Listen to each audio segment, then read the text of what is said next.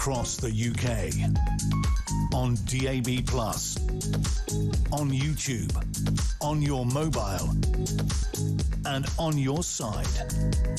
This is Talk.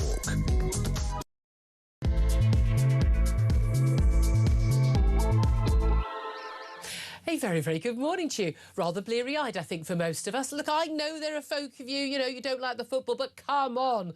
Come on, if you did either stay up or, like me, did the getting up early option for that match, what an absolute stonker for the boys, I have to say.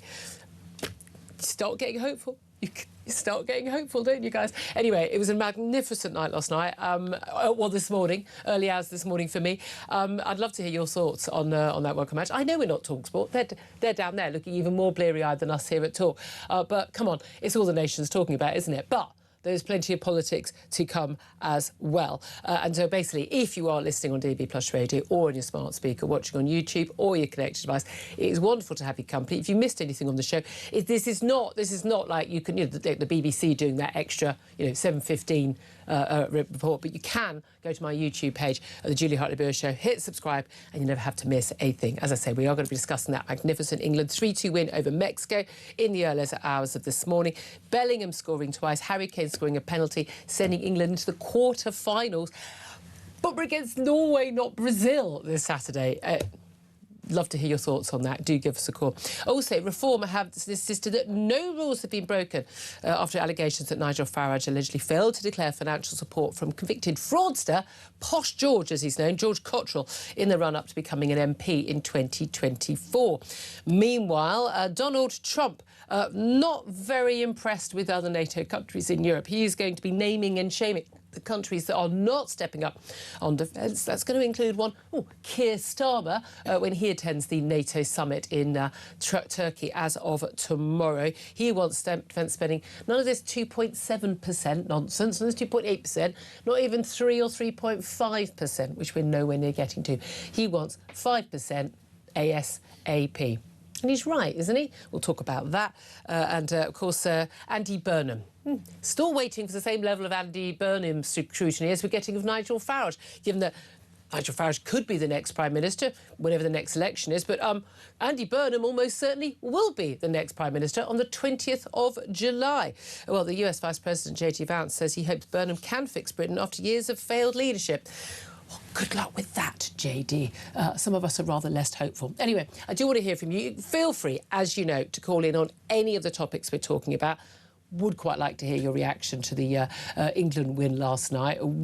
Are you going to work? Maybe you're asleep right now. Have you called in sick? Did the kids go to school? Have you given them a day off? What's your kids' school been like about it? Have you just completely just said the whole day's a write-off? Did you stay up late? You called in sick? I want to hear your stories, but I also want to hear your thoughts on well, all of the focus on Nigel Farage and his finances. Is this a lot of stuff that's being dredged up by journalists who don't necessarily like reform, as Nigel Farage is complaining, or is it legitimate scrutiny? Frankly, maybe we need a little bit more legitimate scrutiny of the other parties, some of us might say.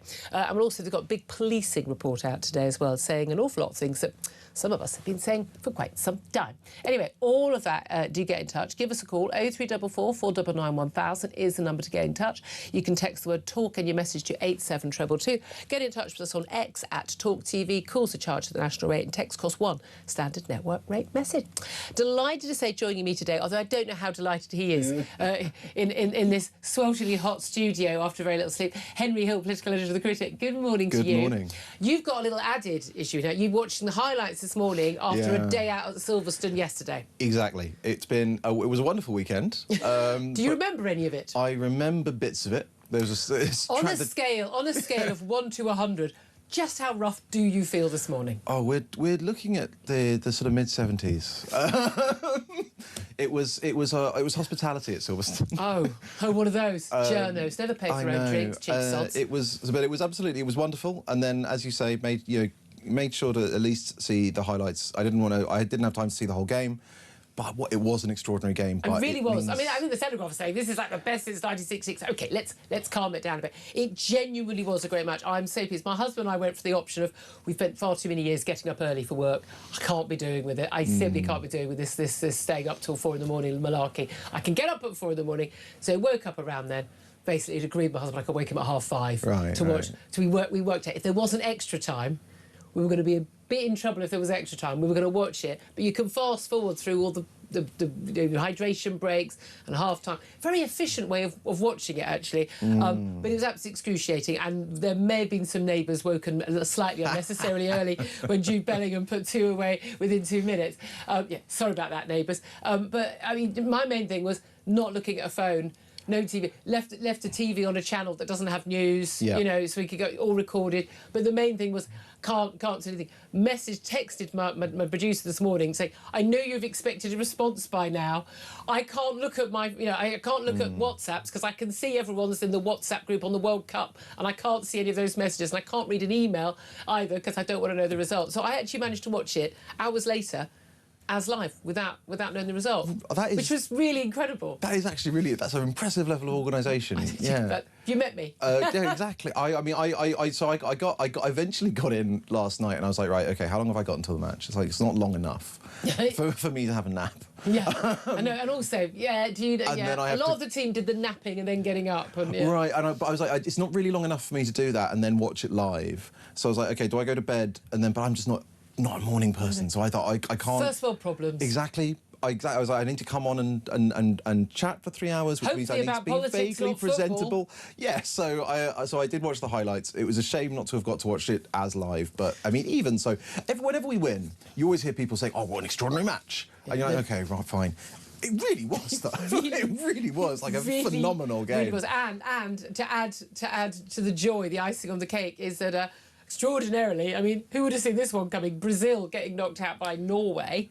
And so our next match is 10 p.m. Saturday night, quarter-finals of the World Cup. OK, we've done this before, I get that, but it's against Norway. The Brazil Slayers. Aren't we likely to, I think we're likely to hit France, aren't we, in the semis? Oh, God, that would be In one which for case, the ages. well, good luck, everybody. I mean, I'm just saying, I don't want to hope too much. But really interesting, what do you make of this little scandal going on? And it is. Basically, Donald Trump personally called the FIFA president, Gianni Infantino, who gave him a FIFA Peace Prize, because he didn't get the Nobel Peace, which he should have got for Gaza, to be fair, to review a one-match ban handed to the US striker Folarin, I can't pronounce, Balogun. And he absolutely deserved his red card, so therefore had a one-match ban, so absolutely crucial player. And basically, they've just reviewed it and decided, no, he hasn't got a red card. I mean, come on.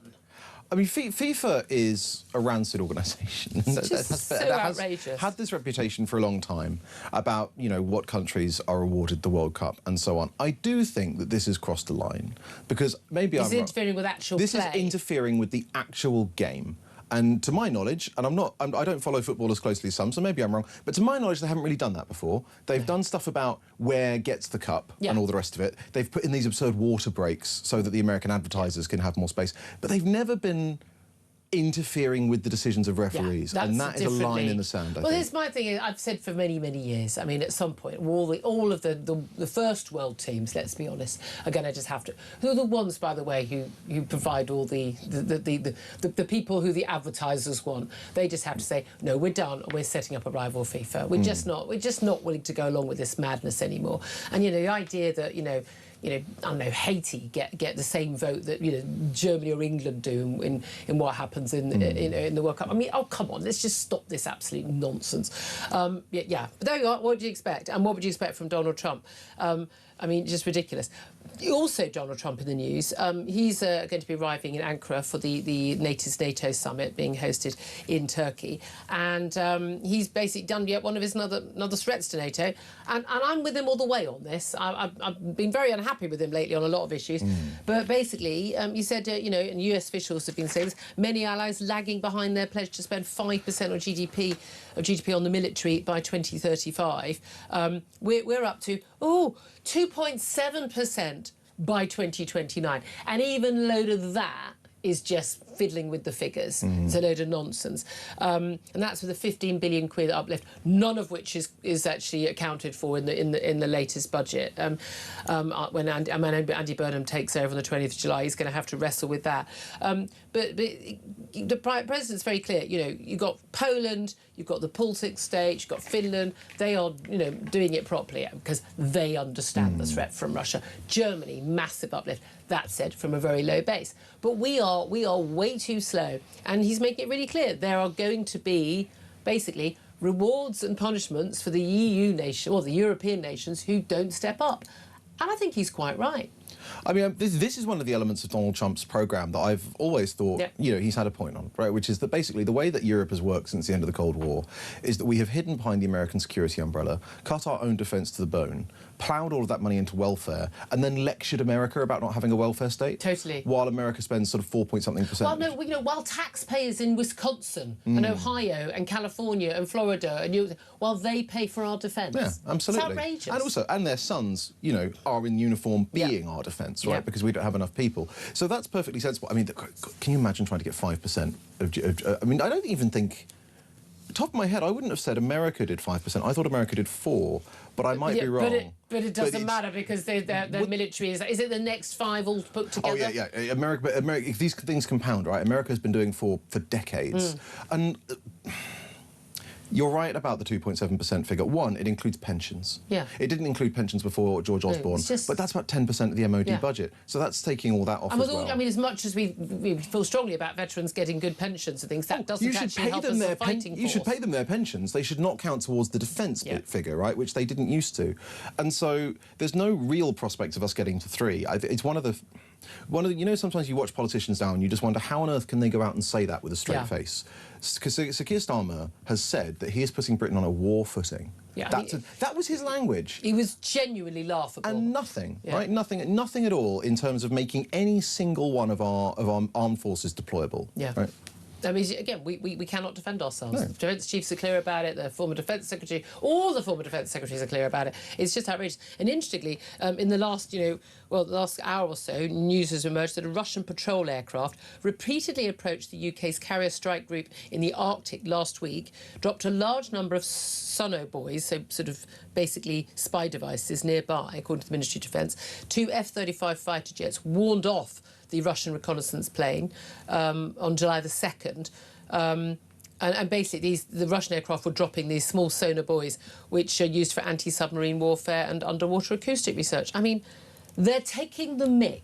They are testing our responses. And our response is, ooh, don't do that again. Don't do that again. At some point, there's going to be an interception that involves a plane being downed. And at that point, this little tepid war we're in, because we are in a war. People really, we're not at war with Russia. We are at war with Russia. They are at war with us anyway. They've chosen that. We're going to be in a hot war.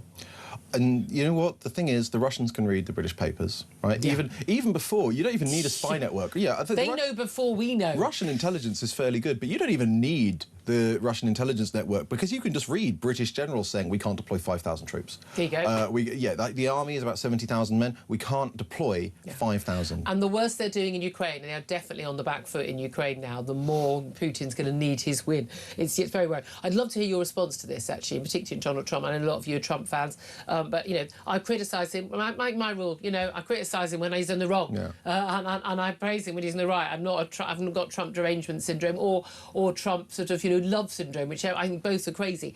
But he's absolutely 100% right on this, and he was right in his first term, and everyone sat and laughed at him. I still love watching that little press conference when he was saying about the amount people were spending in NATO and all the sort of Europeans and all the well-to-do and the mainstream media were like laughing at him. Yeah, he was right. You should be listening to him. Let's also talk about Nigel Farage, very much in the news. Papers all weekend, everything's all about Nigel Farage in his finances. He's currently being investigated for that £5 million donation from Christopher Harborne, his crypto billionaire in Thailand. British guy, but nevertheless, personal gift. What was it? Personal gift? Was it for security? Has he spent it? No, none of my business. Nigel Farage told me last time he was on. Now we've got this issues about him not declaring any benefits provided by, as he's known, posh George Cottrell. I don't know, gorgeous George, for he was used to be known as. Is that a different one? But basically, a sort of aristocratic, convicted fraudster. Not years ago, since he's been mates with Nigel Farage in the campaigning for Brexit days, George Cottrell, big figure around Westminster, all seen drinking in the local pubs and the like. He basically has been supplying support some security. There were 3 social media staff. Nigel Farage has stayed at his rented home near Westminster. Now, Robert Jenrick for Reform yesterday was out on the BBC trying to talk about a reform policy, barely got a mention. Basically, he said, look, it was purely personal capacity. He said he's done nothing wrong, but also just basically saying, look, these are just politically motivated attacks. It's a rehashed story. The journalist who wrote this, Gabriel Pogren of the Sunday Times, big friend of the show, I have to say, he has in the past tweeted something that does appear that he has a big dislike for Nigel Farage, but it's got to be clear, he's investigations editor at the Sunday Times. He reports without fear or favour. I'm sorry, I'm not just saying that because we're in the same group as them. He goes after everybody. He thinks, but Nigel Reform says there's no wrongdoing. Same with Christopher Harborne. What do you think about this? Because this was when he wasn't an MP. So it was when he wasn't an MP. The rules, again, as we've discussed on the previous case, the rules do cover stuff that happens before you're an MP, precisely because otherwise that would be the most obvious loophole on earth, right? Yep. Get everything before you're absolutely. MP. Yeah. And I do understand that Nigel, as far as anyone can tell, was basically not planning to come back into politics.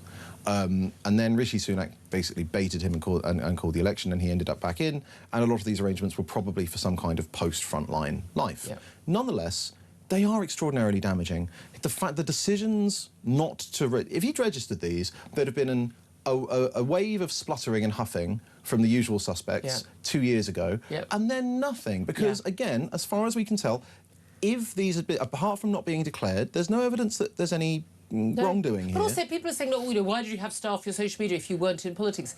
He was working for GB News. Right. Yeah, you see, exactly. Like, I mean, he was a big figure. He was the biggest show on a television station. And of course, he needed social media people. Right, and also he's building a personal brand, right? Yeah. Again, you've got to think about it. If Nigel Farage was planning to leave frontline politics, he needs to put together the kind of portfolio career that you do in that situation, and that usually needs staff and social media support. And why can't he make some money from selling gold? I mean, the gold... I don't have an issue with that. Exactly. I mean, I think... Why do they want to pay him a load of money? Because he's a big figure and he will appeal to the sort of people they want to sell to. Yeah. Simple. That one, again, absolutely fine. I think that he has made a massive mistake by not declaring I agree. these. Absolutely. Same with Harborne. Yeah. Because, again... he wasn't happy when I was telling him about that. A couple of years ago, he was very popular, had a very good general election result. It would have been over in a week. Right? Is the mainstream media going to be going for him? I have to say, I think it's a fair point to say... not a criticism of the Sunday Times at all, but it's a fair criticism to say. I would love them to show remotely the same amount of scrutiny about the Labour Party. Well, they got Lord Ali, right? I mean, I think when we say stuff like that Andy Burnham is not getting the level of scrutiny he deserves. I mean, on for policies. his insane policy, right? I think that is perfect. That is a perfectly fair... You found has he got a policy? Well, he has vague suggestions of policies. No, he doesn't have firm policies. But no, that's completely fair. But I think that when we talk about any suggestion that the mainstream media is quote-unquote going for Farage on this kind of thing, like, yeah, they are. But he's giving them an open goal. Exactly. Is anyone suggesting that there are stories like this about, say, a Tory or a Labour politician that they're ignoring? I don't think so. No. As you say, I think if Gabriel had this on Kemi Badenoch, it would be, he would print it. Or on Andy Burnham. I do think that's absolutely true, 100%. Love to hear your thoughts on that. Give us a call. Is this a witch hunt against Nigel Farage? Has he dug his own grave on this? A lot of talk about how will this sort of stuff force him out of politics? What do you think? 0344 499 1000 is the number to call. Does it not make any difference to you whatsoever? Couldn't care less. Utterly irrelevant. Love to hear from you as well. 0344 499 1000 is the number to call. Up next, we're not going to be taking your calls up next. We're taking them a little bit later in this hour because we are going to be talking to the sports writer at the Telegraph, Jim White, about what he made of last night's game and our chances in the quarter-final on Saturday night. This is Talk.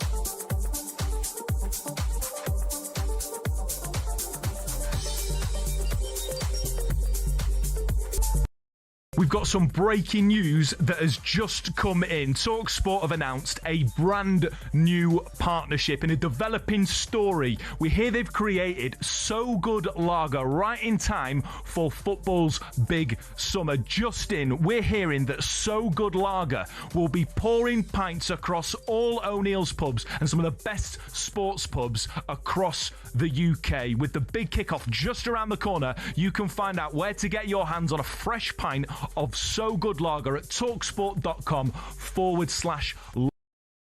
Across the UK, on DAB+, on YouTube, on your mobile, and on your side. This is Talk. This is Talk the Home of Common Sense with me, Julia Hartley-Brewer. 10:23 is the time. We'll get to your calls a little bit later in this next half hour, I promise you. Right now, let's talk to Jim White, sports writer at The Telegraph, who joins us to talk about, I don't know, some football match overnight. Good morning to you, Jim. Good morning, Julia. I have got a voice, unlike poor old Harry Kane. Oh, gosh, and my voice is not squeaking. I'm still alive. To be fair, I mean, let's face it, he's a world-class footballer. He's not an unattractive man. That voice, though, a little bit of a question mark. Completely. I imagine that stadium was so loud in Mexico City. That's probably why he lost it. But can I ask, did you stay up to watch it? Did you do what I did and get up early without knowing the score? What did you do? I stayed up to watch it, Julia. You're a pro. That's why. You're a pro. Whatever the delays, it was worth it. It was absolutely magnificent. Yeah. I tell you what, I don't know how you felt watching it on the replays, but that 11 minutes of added time, it was one of those moments. Every second. You were just everything, every moment was painful, and you wanted your life to accelerate. Yeah, totally. There was a bit of shouting. Time over and done with. See, we didn't want to catch up. We watched it as live. We had no idea. I'm sitting there going, if this goes to extra time, I don't know how I'm going to be able to watch this before getting to work. I was genuinely... We watched it as if, I managed not to see anything. Did not pick up my phone. Did not just... It was incredible. We may have woken up some neighbours. There was some shouting at some point. But look, it was absolutely worth staying up for, worth getting up early for. I mean, Bellingham's 2 goals... What was fascinating for me was just the crowd in Mexico, almost entirely Mexicans, their home stadium, Mexico City. I mean, they'd been very loud beforehand, booing every time we had the ball, cheering when they had the ball. They went quite quiet in that minute or two, didn't they? It was incredible. I mean, the atmosphere there, people who were there, I've read the reports, are saying it's probably as loud as anywhere they've been. The intimidation that England were facing there, plus the altitude, plus all the heat and so on, they really, really came to the party, though, didn't they? And in a sense, I think with Bellingham as the prime example, as you just noted there, they rose to the occasion, and that's what you want of your national team, to actually seize the moment and play their hearts out. And if they hadn't won, yes, it would have been disappointing, but we'd have still been proud of them. Yeah. But wow, they were just amazing yesterday. Their spirit, their determination. And listen, I don't want to make light of it. It's a bit of a I am going to make a joke about it, but their complete kind of sense of commitment, summed up by Jordan Henderson, the substitute, who gets a yellow card and gets stretchered off to hospital, and he didn't even go on the pitch. I mean, this was... he was leaping over a barrier, wasn't he? And he was. A bit of a worry. Well, also, I mean, because there was a red card, crucially, so we played with 10 men. This is after Kwanzaa. Was it Kwanzaa? Joel Kwanzaa got sent off. Kwanzaa got a red card. I mean, so we're down to 10 men for most of the second half.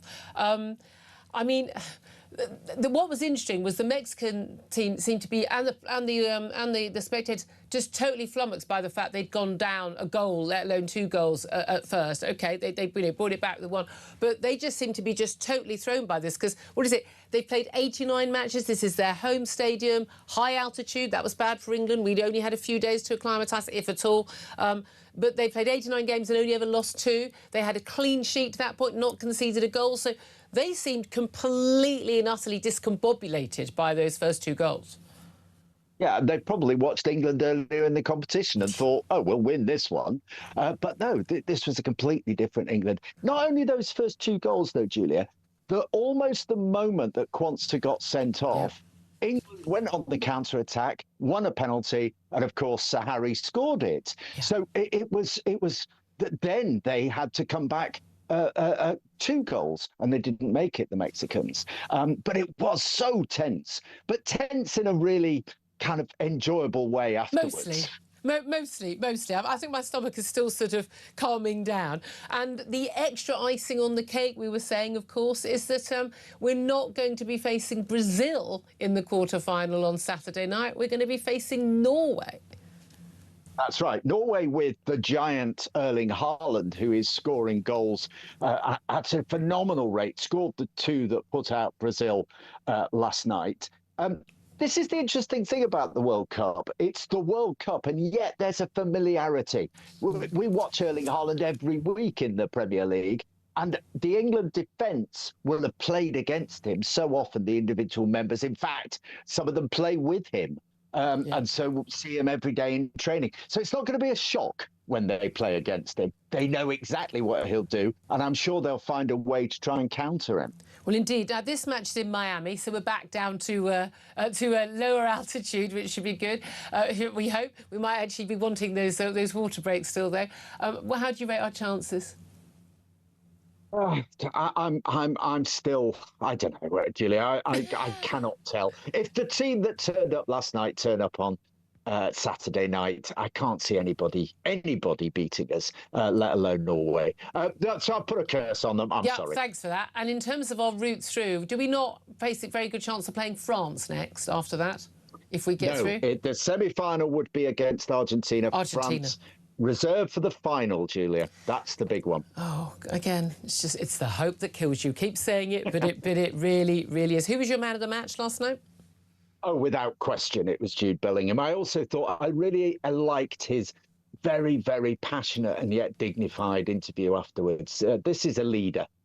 Oh, very. And what's so amazing is to have 2 people who just literally just score goals like without even thinking about it. So we're not just reliant on one, on the captain. It was I have to say it was an absolute pleasure. What do you make? Just finally, your newspaper has said this morning this was up there, better than that 1966, was it?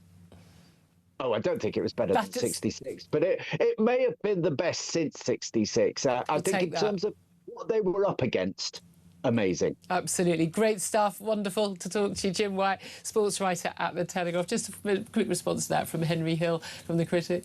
I mean, nothing to dispute, especially the bit at the end with the extra time, right? Because it's just awful. When you hear about it, they ended up being 11 minutes. And I think the thing is, I don't normally count myself as superstitious, but this is what sport does to you, because you turn up at this stadium where Mexico never lose, and you're just there, you're like, OK, extra time. It's like playing on an Indian burial ground. You're like, something's going to go wrong. Of course something's going to go wrong. What is it? And so even those last few minutes right at the end, when it was all being played up at the England goal, and I was actually like just watching this, even just being like, this is obviously they were going to score or something, and I knew they didn't, and yet still, it's incredible. I was watching, not knowing they didn't. Right. I'd love to hear your response. Did you watch it last night? You get up early, you going to work today, the kids got the day off school, you very insistent they went in anyway. Frankly, kids, man up. You need to learn how to do it, work hard, play hard. You should be in school. I'm going to be a bit judgy about any parent who's let their kids stay home from school today. I've got to be honest with you. I'm not a fan of the teachers going, you can come in late. I don't think work and school are optional. I really don't. I think you just turn up and you push through. That's the deal. If I do just doze off mid-interview at any point today, just don't hold it against me. That's all I'm saying. Anyway, plenty more to come. We're going to be talking to the Institute for Economic Affairs, Lord Hannon, about all things political up next. Stay tuned and we'll get to your calls as well. Give us a call, 0344 499 1000, assuming you're still awake. This is Talk.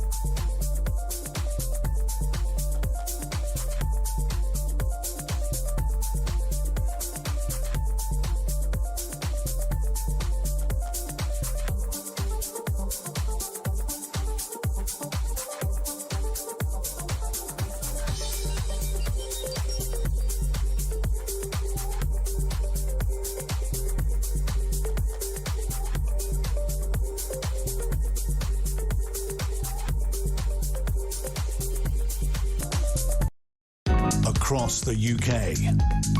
On DAB+, on YouTube, on your mobile, and on your side. This is Talk. Now. This is Talk, the Home of Common Sense with me, Julia Hartley-Brewer. Henry Hill, political editor of The Critic, is still with me. In just a few moments, going to talk to Daniel Hannan, now Lord Hannan, of course, from the Institute of Economic Affairs, where he's now Director General. We'll talk to him about all the big political stories. Before we get to him, though, Henry Hill, we were talking a bit earlier about Nigel Farage and all the focus on him and his finances, and love to hear Dan Hannan's thoughts on that. He's now a non-affiliated peer. He was a Tory MEP, of course. But what do you make in terms of the actual scrutiny that is happening of such as it is of Andy Burnham? For my sins, I think he did an interview, or he did a little 20-minute Q&A with LBC on Andrew Marr on Friday, I think it was. I mean, genuinely, again, it's just like one of those Beth Rigby interviews on Sky News. You may as well have just run a bubble bath for him, got him a glass of champagne and said, how many champagne truffles would you like, sir? It was the most extraordinary. And the thing is that, I don't care what your politics are, who you support, whether you support a party or you support some political viewpoints of people, no one can ever accuse me of soft-soaping anyone who I'm even friends with, whether it's Richard Tice, Nigel Farage, people like that, who I've known for years, friendly with them, largely agree with their politics and very supportive of them. But, I still hold people to account. And the left just don't do it. Andrew Marr made no effort whatsoever to even pretend he was given proper scrutiny. Questions about, is it unseemly for all these people to be trying to get jobs? It's like, sorry, could you ask him about a policy? Could you ask him about taxes? Could you ask him about anything he's actually going to do when he's Prime Minister? Yeah, it's just sort of, you think it's extinct, the sort of, is there anything else you'd like to tell the nation, Prime Minister, sort of interviewing. It really is, isn't it? But it's not. And I think partly it's just because, let's face it, not every political hack has a good background in policy, and that... Well, Andrew Marr does. And that, yeah, but then why? I think the interesting sort of tipping point was, did you see his... Andy Burnham's, it's called an AMA, Ask Me Anything, on Reddit. Reddit. I decided I'd save myself from that because everyone has panned it so much. It was excruciating. And in what way? They would, so one, they pretended they had an outage while the mods were deleting loads of questions. But two, it really exposed just how little he understands the policies that he's advocating in a way that, if you've got a nice, tame interviewer, doesn't tend to come out. Because they can brush over. Well, Kemi Badenoch put in a question, didn't she, herself, which I thought was hilarious. Well, look, let's talk to Lord Hannan about all of that right now. Director General of the Institute of Economic Affairs, the free market think tank. A very good morning to you, Daniel. Good morning, Julia. Thank you for joining us. First ask, did you watch the match last night or this morning? Very exciting, wasn't it? Yes. Yes. Maybe the most exciting World Cup game that England's been in that I can remember watching. Well, there we are. Well, let's hope there's more to come. There's more to come. Look, this always makes the nation feel better. We know that people like Keir Starmer would have been hoping that, if we could have an England World Cup win, we dare to dream. Don't dream, people. That would give him a bounce in the polls. And that does actually have political impact. If people feel happier, they feel more benignly towards their political leaders. But even if it does happen, it'll come too late for Keir Starmer, won't it? Yeah, I think that may be a myth. Oh. It's often said that the England win in 1966 affected politics, and the timeline doesn't stack up.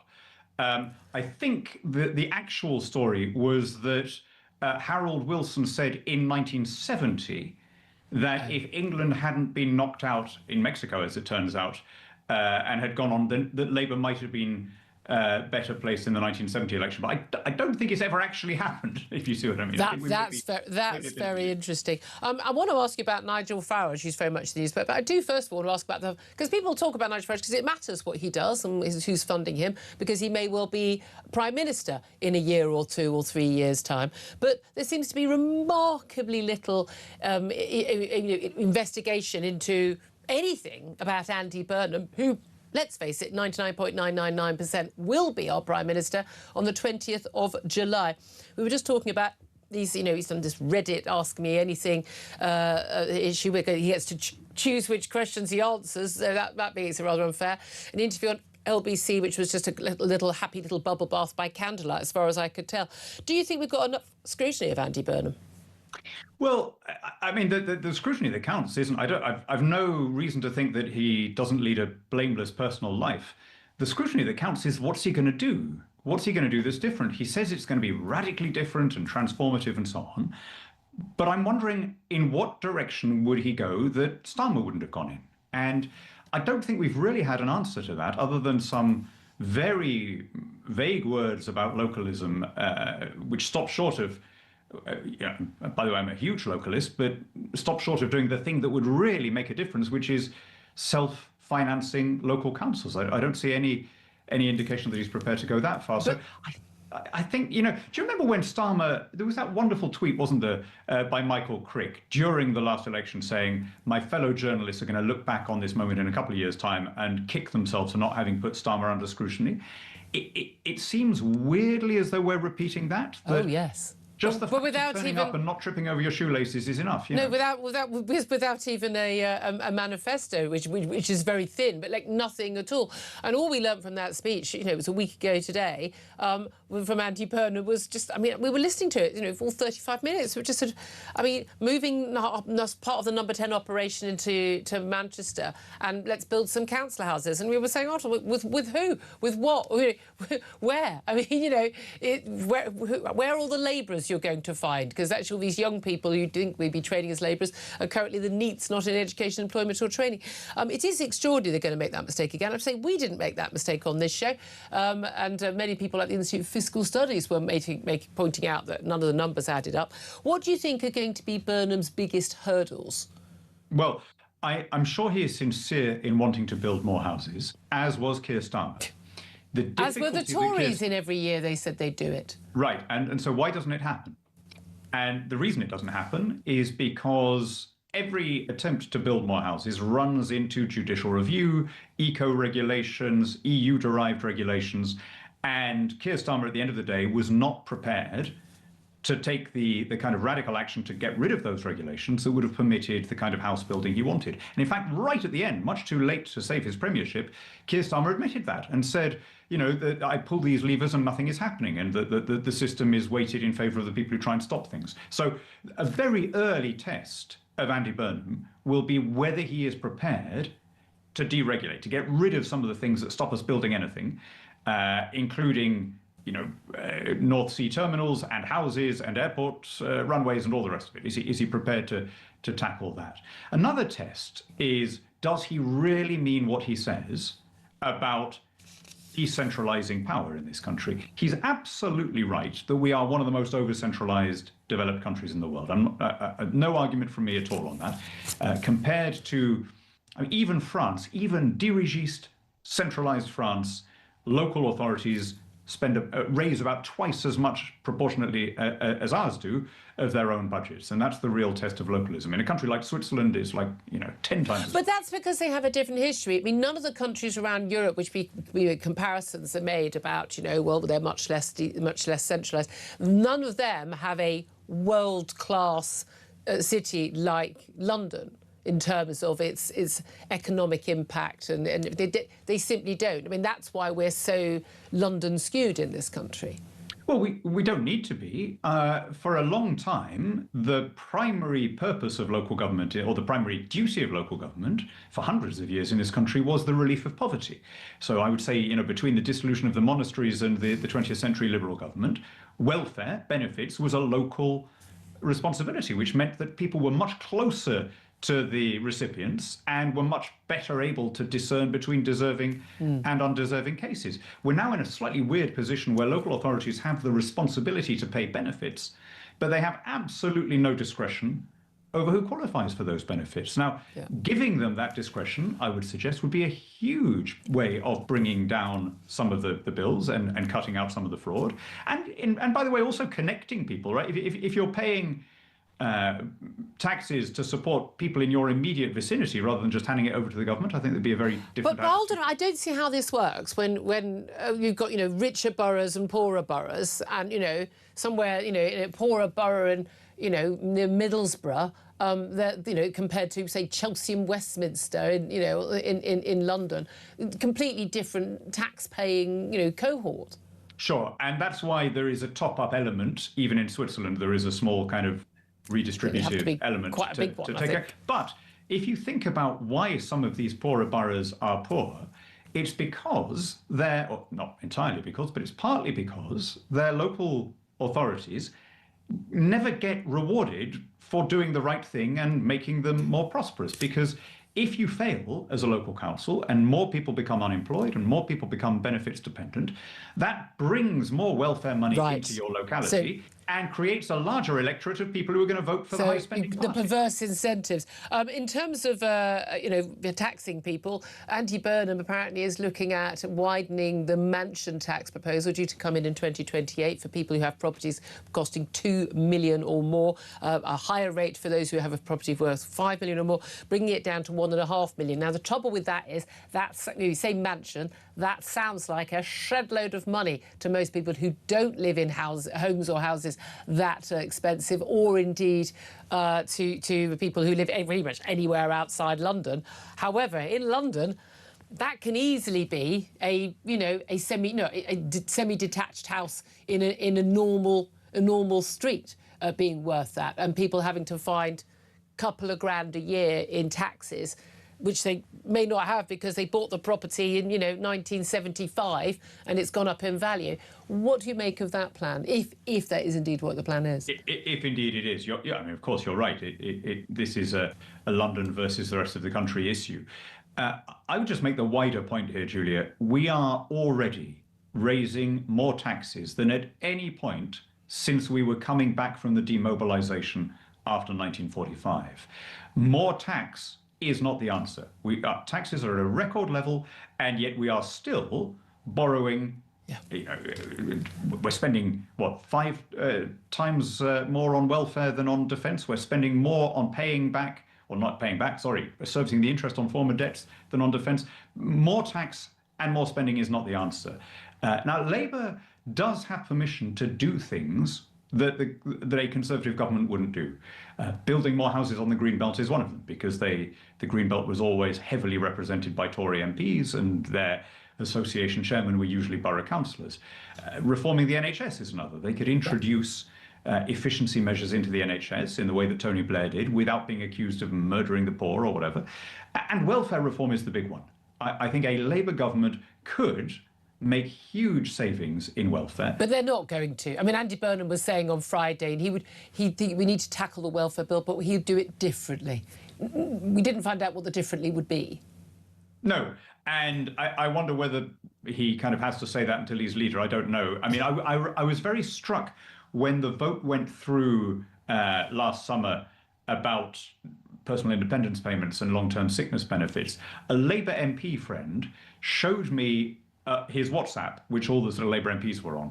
And what was doing the rounds on all those Labour WhatsApps was a survey by a disability campaign group showing how many people per constituency were claiming long-term sickness benefits, were claiming working age adults who said they were too ill to work. And in nearly 200 Labour seats, that number was bigger than the Labour majority. And so that's the fundamental problem. There's your issue. Yeah. Now, I mean, a serious country cannot carry on with a problem there. You cannot spend 5.5 times more on welfare for working age adults than on national defence. Let's just mention the defence briefly. I want to ask you about Nigel Farage and reform, but we keep this brief. Keir Starmer is off to his last NATO summit tomorrow. Donald Trump's on the front pages, quite a few of the papers basically saying, everyone needs to be spending 5% of GDP, not this nonsense 2.7%, or working towards 3.5%, as we're supposedly, but not really doing by 2035 under Keir Starmer's plan. One of the first tests for Andy Burnham is going to be where to find that 15 billion quid, that black hole, for that tiny little uplift in our defence spending. Should that be a priority?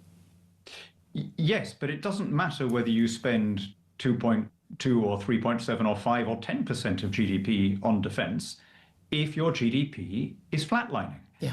And so all of this comes back to growth. We were a successful country militarily, not because of some magical property in our soil or our skies or our seas, but because we were richer generally than our opponents, and that technological edge more than compensated for their usual advantages in territory and population. And I would say that for 300 years, up until the end of the Cold War, that was what gave Britain the edge and made us the greatest country in the world. We're now in a position where we are spending more on giving benefits to working age adults than we are taking in income tax from all of the people at work. Yeah. And that is the single biggest strategic threat we face. Absolutely. Just finally, what do you make of all the coverage of Nigel Farage and his various terribly generous, very rich donors? There's the 5 million quid from the crypto billionaire Christopher Harbon from Thailand. And then there's this help that he received, again, both these things, before he was an MP in 2024 from George Cottrell, Posh George, as he's known, a convicted fraudster involved in a crypto sort of scam. In America, and served prison time even for it. But he's no doubt at all, he is a good friend of Nigel Farage. He's let him stay in his home. He has helped him with support staff, social media and the like. Do you think that Nigel Farage has done anything wrong? Well, my party political glands were cauterized in a painful operation when I became director of the IEA, Julia. But, I mean, just looking at it, if you like, analytically or journalistically, plainly these stories are not helping Nigel and are not helping reform. I mean, there was a sense that he was going to be different, and now I think a lot of his voters are wondering whether that's true.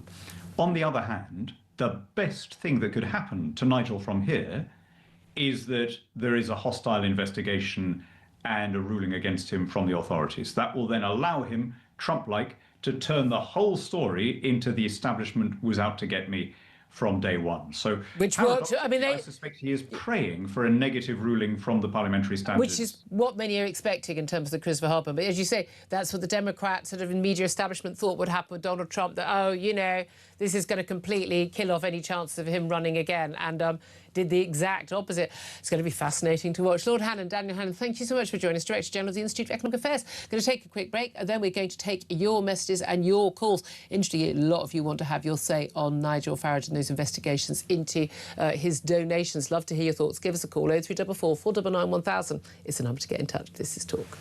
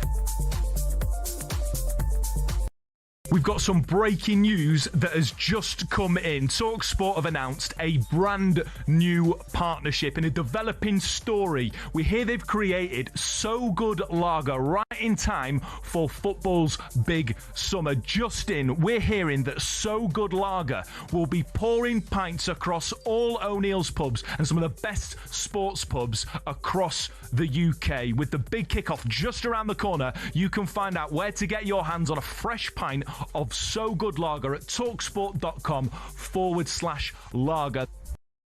Across the UK, on DAB+, on YouTube, on your mobile, and on your side. This is Talk. This is Talk. I'm Julia Hartley-Brewer, and 10:53 is the time, and you are on the phone line, so 0344 499 1000. Nick is on the line. He's in London. Nick, you want to talk about these allegations about, well, Nigel Farage and his finances. Yes, I do. Well, more about the deluge of stories which are suddenly coming out about this. Yeah. It's headlining BBC News, for heaven's sake. Yeah. And this story has been around for months. So just so people know, there's a story about George Cottrell and his mate, convicted fraudster. Yeah, I mean, I don't know what was particularly new in this, but it's all in the context of this parliamentary investigation over the Christopher Harbon donation, isn't it? Yeah, I know, and it reminds me a lot of Partygate. You know, the Boris Johnson birthday cake story. Yeah. Well, that story, the birthday cake, had been around. It was a Times sketch thing, a nice story, for a year, and suddenly it becomes this focused story that the legacy media, the mainstream media, banked on and on. I disagree with you. I'm very fed up with people pretending that Boris Johnson was ousted because he ate some cake. That was just the pictures that we had. There were way more pictures. That was, I think, it came up a second time because, of course, there was the actual parliamentary report. For which, and then he got fined, by the police for that occasion. There were far worse offences. I think the whole thing was a complete whitewash myself. But are we not entitled to scrutinise people who either are Prime Minister or would like to be Prime Minister, and who is funding them? Oh, yes, we are. For sure we are. But then the people who are Prime Minister and our ministers are human beings themselves. They're entitled to mess up every now and again. Everyone does. And No. That's sort of saying the F word by accident in an interview. That's people, have affairs and things like that, and that's their personal lives. If you're in public life, I mean, I discussed this with Nigel Farage the other day on the show. When he said to me, it was none of my business, that 5 million quid he had from Christopher Harborne. And I'm like, I'm a voter. It's absolutely my business. Who financially supports politicians? There's no doubt at all. They have an impact on the policies. They just do. Yeah, agreed. But people mess up every now and again, Julia. You must give them a bit of... He's not saying he messed up. He's saying he's done nothing wrong. I don't necessarily think that he has in this scenario. I don't know the rules well enough to say yes he has, no he hasn't. So I'm not going to comment on that. But the powers that be will know, and assuming the parliamentary standards do a fair look into this, they'll come out and say yes he has, no he hasn't. Yeah. And the punishment should fit the crime. Could of course, with the Harborne case, a lot of people expect that in the Parliament that he is going to be found sort of to have committed a breach of the rules, and then he could face, depending on whether he gets a 10-day suspension or longer, he could then face a recall petition and then possibly a by-election. I mean, there's no doubt at all. There isn't a single, I don't think there's a single Reform member on that committee, although there are half of them are lay members. It's going to be interesting to see. Nick, thank you for that. Stuart, he's also in London, actually, very London-based calls today. Good morning to you, Stuart. What do you want to say? Good morning. It's wonderful to speak to you again. Thank you. I always love speaking to you, listening to your show. Oh, thank you.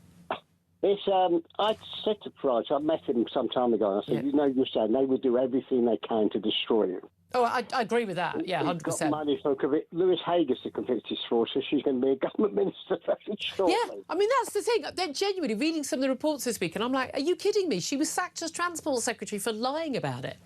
Exactly. Then you've got the guy, Andy Burnham, promised to build 10,000 social houses. He built 1,200.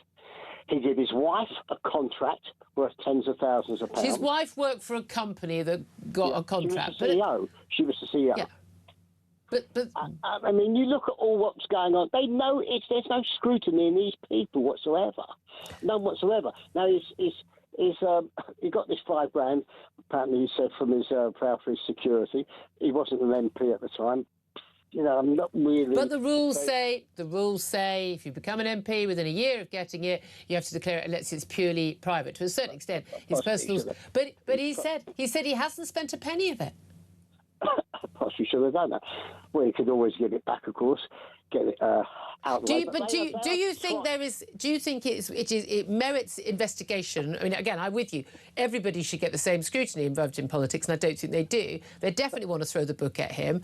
But do you not think, though, we have a right to know if a politician, someone who could be Prime Minister, is getting 5 million quid from someone over there or getting freebies from someone else over there? Do we not have a right to know that? That's possible, but but it wasn't to do with politics. He got the money for his security, so really. What about the help from Posh George? What, the convicted fraudster? Yeah. Did Nigel Farage know he's a convicted fraudster? Yes, I mean it was quite public. But like Lewis Hague, don't people have a right to be rehabilitated? Oh, yeah, no, he was convicted and served time since they've been friends. There's no doubt at all about that. No, you're entitled to be friends with someone who's got a conviction. Yeah. Well, if you look at the Green Party, whether they're Islamic fundamentalists, there's all sorts of dodgy things going. It's only for him. They're trying everything they can. They've had a cosy cartel for the last 100 years. Yeah. They are petrified. If he got in power and they've got American-style Doge, look at the books and see what's been going on with all this money. Look at HS2, £42 billion spent.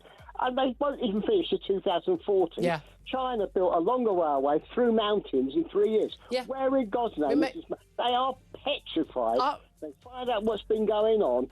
A lot of them are going to finish up behind bars. Well, there you are then, Stuart. Right, I mean, he knows his timings. You can hear the music there. Stuart, thank you very much indeed. Not impressed with this. Oh, look, I agree. I think the establishment is absolutely going to try and stitch up Nigel Farage. Should he do his best to not give them easy ammunition then? I'd love to hear your thoughts on this. 0344 499 1000 is the number to call. This is Talk.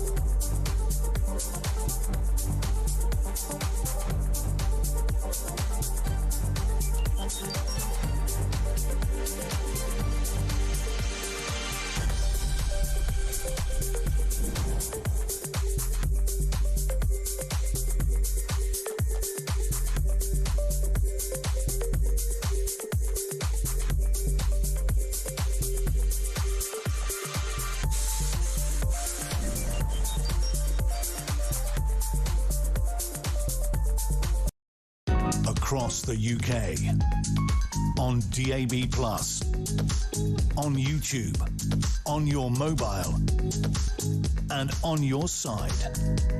This is Talk.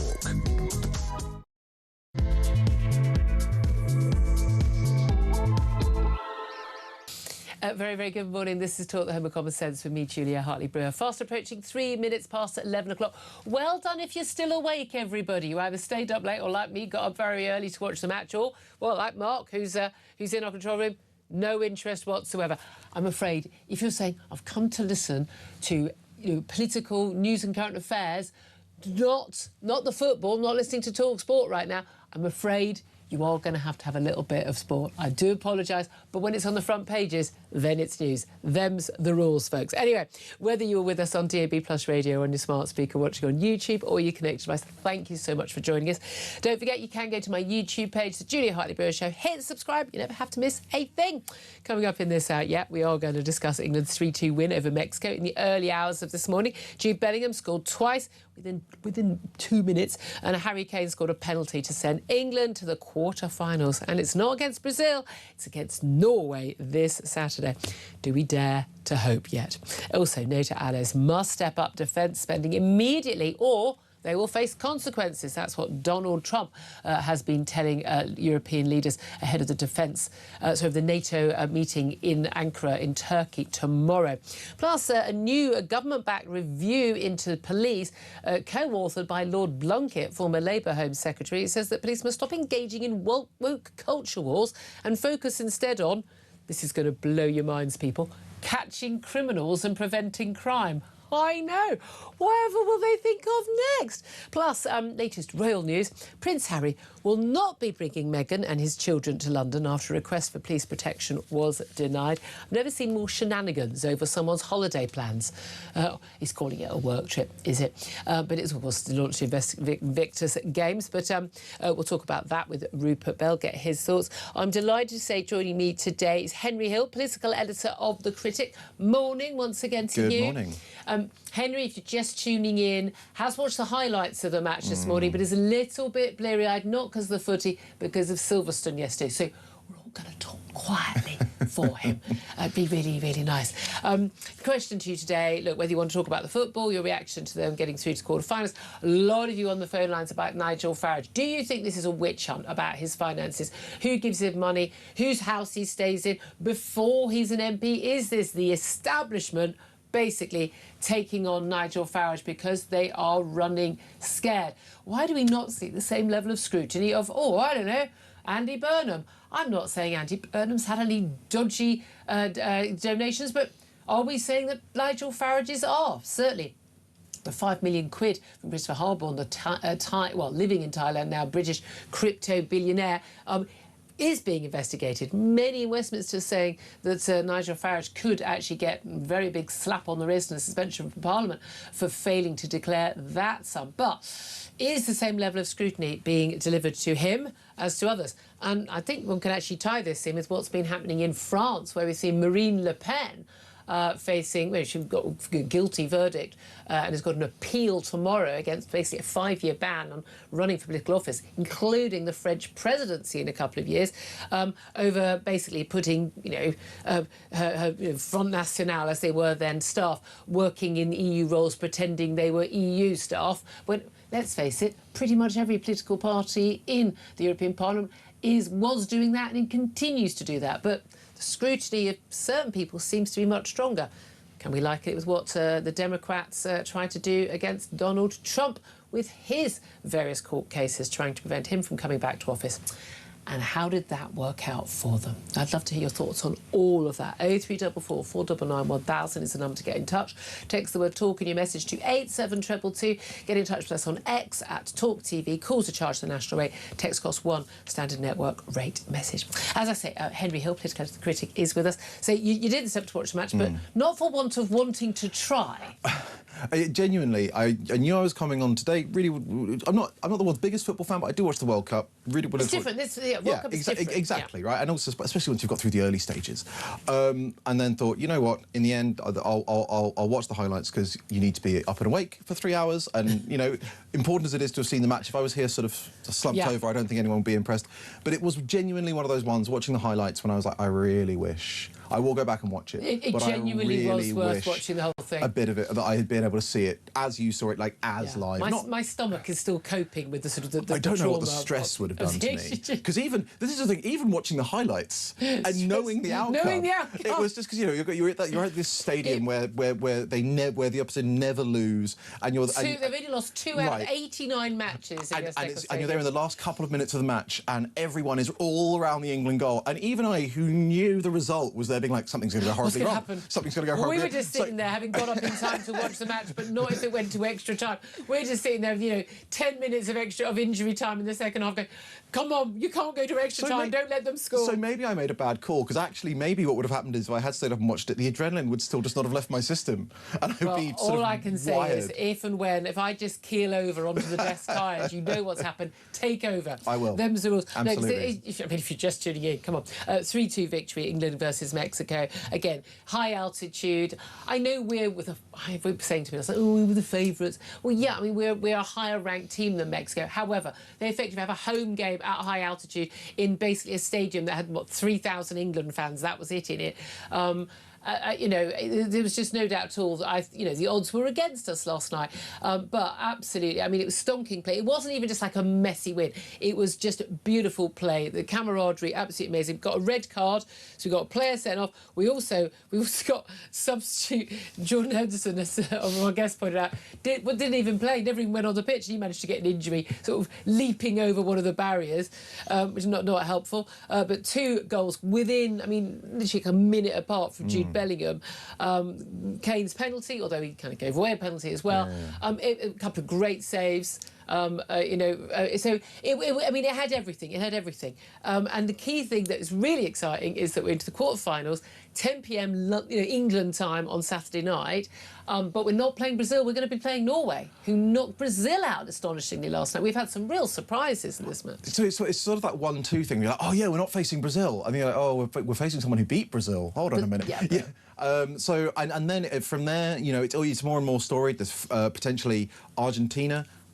Great potential for, and then France. You're like, my God, they couldn't have. If you were writing this as a film or a script, and you had to pick some really iconic opponents. Well, we didn't get Germany, but we didn't get Germany. No, but again, because they've been knocked out. And I do think that the one thing you mentioned earlier, the elevation of the Mexico ground, is really interesting, because you don't often think about that kind of thing in football. Whereas F1, it's all about engineering. It's engineering and driver skill. This is a real one where you're like, oh, hold on a minute. Actually, if you've ever been like mountaineering or high altitude hiking, it really is extraordinarily different. The idea they could run around, I mean, it was very nice, but you see so few times, especially like Jude Bellingham was next to a Mexican player, he'd barely even broken into sweat. Jude is looks like he's just got out of the shower, Exactly. It's you're really not used to it. And so it was a fascinating sort of tweak, but they did manage to pull off an incredibly impressive victory. They really did. Now, it's very interesting because another big match involving USA v Belgium, that has caused quite a lot of controversy because key US striker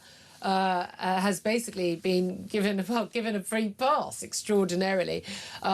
Basically, he had a red card, which meant he wasn't going to be able to play. This is one of their big stars, Folarin Balogun. I probably mispronounced that, but basically, appeal from the US, including Donald Trump personally calling the FIFA president Gianni Infantino, the guy who gave him the FIFA Peace Prize, I kid you not, to review this one-match ban handed to the striker. And yeah, it's been removed. Belgium absolutely furious. UEFA, interestingly, who are not much better than FIFA, by the way, when it comes to, has anyone got a large suitcase of cash they'd like to hand over? They have said that crosses red line. And you made the point earlier that there are different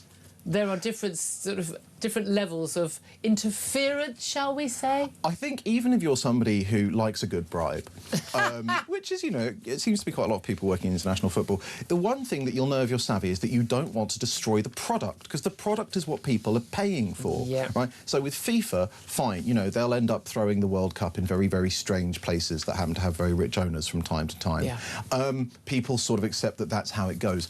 But you have never, I think, previously had FIFA interfering with decisions on the pitch. And I think that is a red line that you simply cannot tolerate, because if the president of the country you're having the match in can be overturning referee decisions, you no longer have a game of football.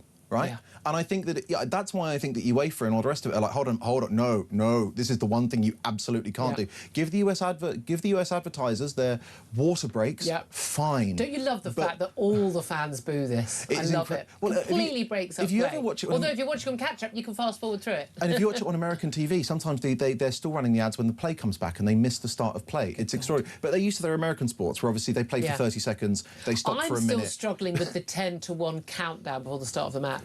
It's just the whole thing is just like weird. Please stop imposing your American stuff on us. Right, exactly. All of that is strange, but it was still nonetheless within the boundaries of normal FIFA nonsense. This is I think FIFA will really regret it, to be honest, because you were mentioning earlier, I think if they start doing this is the kind of thing where people are like, no. We need an alternative. I mean, we absolutely need an alternative. I think it's just, I mean, once Russia and Qatar got those great footballing nation of Qatar. I mean, genuinely, it's just so blatantly, outrageously dodgy. I mean, it's just ridiculous. By the way, just to cheer everyone up, this is really funny. Got a very short clip. Harry Kane in his post-match interview with the BBC, and that stadium was very, very loud last night, and someone lost his voice. Have a watch and a listen. Yeah, it was a crazy game. We had to fight. We had to find something. Yeah, I've just been sitting there. I can't really talk, but all the occasion, the team, everything against us, we found a way. I mean, he did push on, and they did carry on, but yeah, there was nothing. They left nothing on the pitch. They really did. Anyway, I mean, just great. So I'd love to hear your reaction. I'd love to know. I mean, okay, where are you on this, Henry? I know you haven't got kids, but I have to say, if my daughter would be younger and she was at school and we got up early to watch the match or stayed up late, she'd be in a uniform and be at school and on time. I'm sorry. I'm very much the view that the message you send your kids on these issues, and also, I'm sorry, my tube was half empty this morning on the way into work. Load of people who were working from home. Quite a lot of people in this office don't seem to be around, so you might have expected to see around. Lots of empty streets. I mean, if you can get away with it, you know, fair enough. But I mean, I think the message you sent to your kids, I think schools saying you can come in late or you get extra points, merit points if you come in on time. Sorry, no, you got to teach your kids to work hard and play hard. They need to be able to hack it when stuff like this comes up and still turn up on time. I mean, that's how I would put it. I would say it's actually an incredibly useful skill. When I was a bit younger, used to go out clubbing, get out at 6, roll into work, have a shower, and then work. And the ability to do that means that actually you have an awful lot more freedom to go out and enjoy your nights out. If you've trained yourself, because often it is a matter of willpower, right? Yep. Yeah, 3 or 4 nights in a row, you're going to wreck yourself. But one night, You've met my daughter. One night you can power through it if you want to, and if you learn to do it, that means that you have the freedom to go and do those things. Absolutely. No, I really, really strong. I want to know from you. Have you let your kids be off school today? Has the school allowed it? I want to hear from you. 0344 499 1000. What you're mostly getting in touch about, though, is the next story, and this is Nigel Farage and the allegations about him. Now we know all the stuff about Christopher Harborne. He's the crypto billionaire in Thailand. The reform leader is currently being investigated over a $5 million donation he got in early 2024, which he originally said was for his security, and then he said it was a gift, and then he said it's none of our business, and he could spend it on a Ferrari if he wanted. The story changed quite a few times, but he's being investigated. He says he's done nothing wrong. It was a personal gift. He wasn't an MP, but actually the rules are very clear, you know, that you're supposed to declare anything that could, if you're in doubt. And again, is his security a personal issue, given he needs security because of his political views? I've always thought that was just a big error not to actually declare that. And it does look like a lot of people in Westminster are expecting the mood music around this Privileges and Standards Committee investigation is that he will be basically given a slap on the wrist. Could even face a ban, a suspension from Parliament. If he does get that, if it's more than 10 days, there could be a recall petition in his Clacton-on-Sea seat. And we know that, you know, Rupert Lowe, Restore, and the Tories and others are absolutely gunning for it. I mean, the repercussions of that are huge. But now we've got these allegations in the Sunday Times today, all about basically some help given by George Cottrell, Posh George as he's known, and he's basically a long-term friend, an ally on Brexit. He was, you know, involved in UKIP, young guy. He's around a lot. You know, you'll have seen him in the local Westminster pubs, and he worked on Farage's online content before he was elected. He had security staff, security staff, social media staff, 3 of them working on it. He also claimed that Farage basically stayed at a property rented by Cottrell near Buckingham Palace, near Westminster. There's also stuff about how Nigel Farage has built up this sort of 5-strong home, you know, property empire worth a few million. And as if they're very surprised, the man has been earning a fortune as a broadcaster and giving speeches and things. I mean, he's been paid, you know, well, God knows what it was an hour to advertise gold. Lots of people buy property. One of them's owned entirely by his partner. She's got her own independent money anyway. Of course they bought property. There's nothing dodgy about that, but the implication is that there is. Do you think that this is, as a couple of our callers have said, this is just a witch hunt against Nigel Farage rather than a legitimate scrutiny? Honestly, the slightly unhelpful answer is I think it's a bit of both. I think there are definitely people who are out there looking for this sort of thing, but they have found it, and they have found it fairly. And I think it's important that when we... is it true that some politicians like Andy Burnham are not getting the scrutiny they need on things like policy? Absolutely. But that doesn't mean that people like Gabriel Pogren, the investigations editor of The Times, who's come out with this latest stuff, is leaving stuff on the table with regards to Andy Burnham taking donations and so on. I think, actually, the journalists have been fairly good with when Labour had things like Lord Alley of digging into this stuff, whichever party it is. Well, as for the actual thing, I think that Nigel has done himself an enormous disservice, at the very least, by simply not declaring this at the beginning. The rules about declarations are perfectly sensible.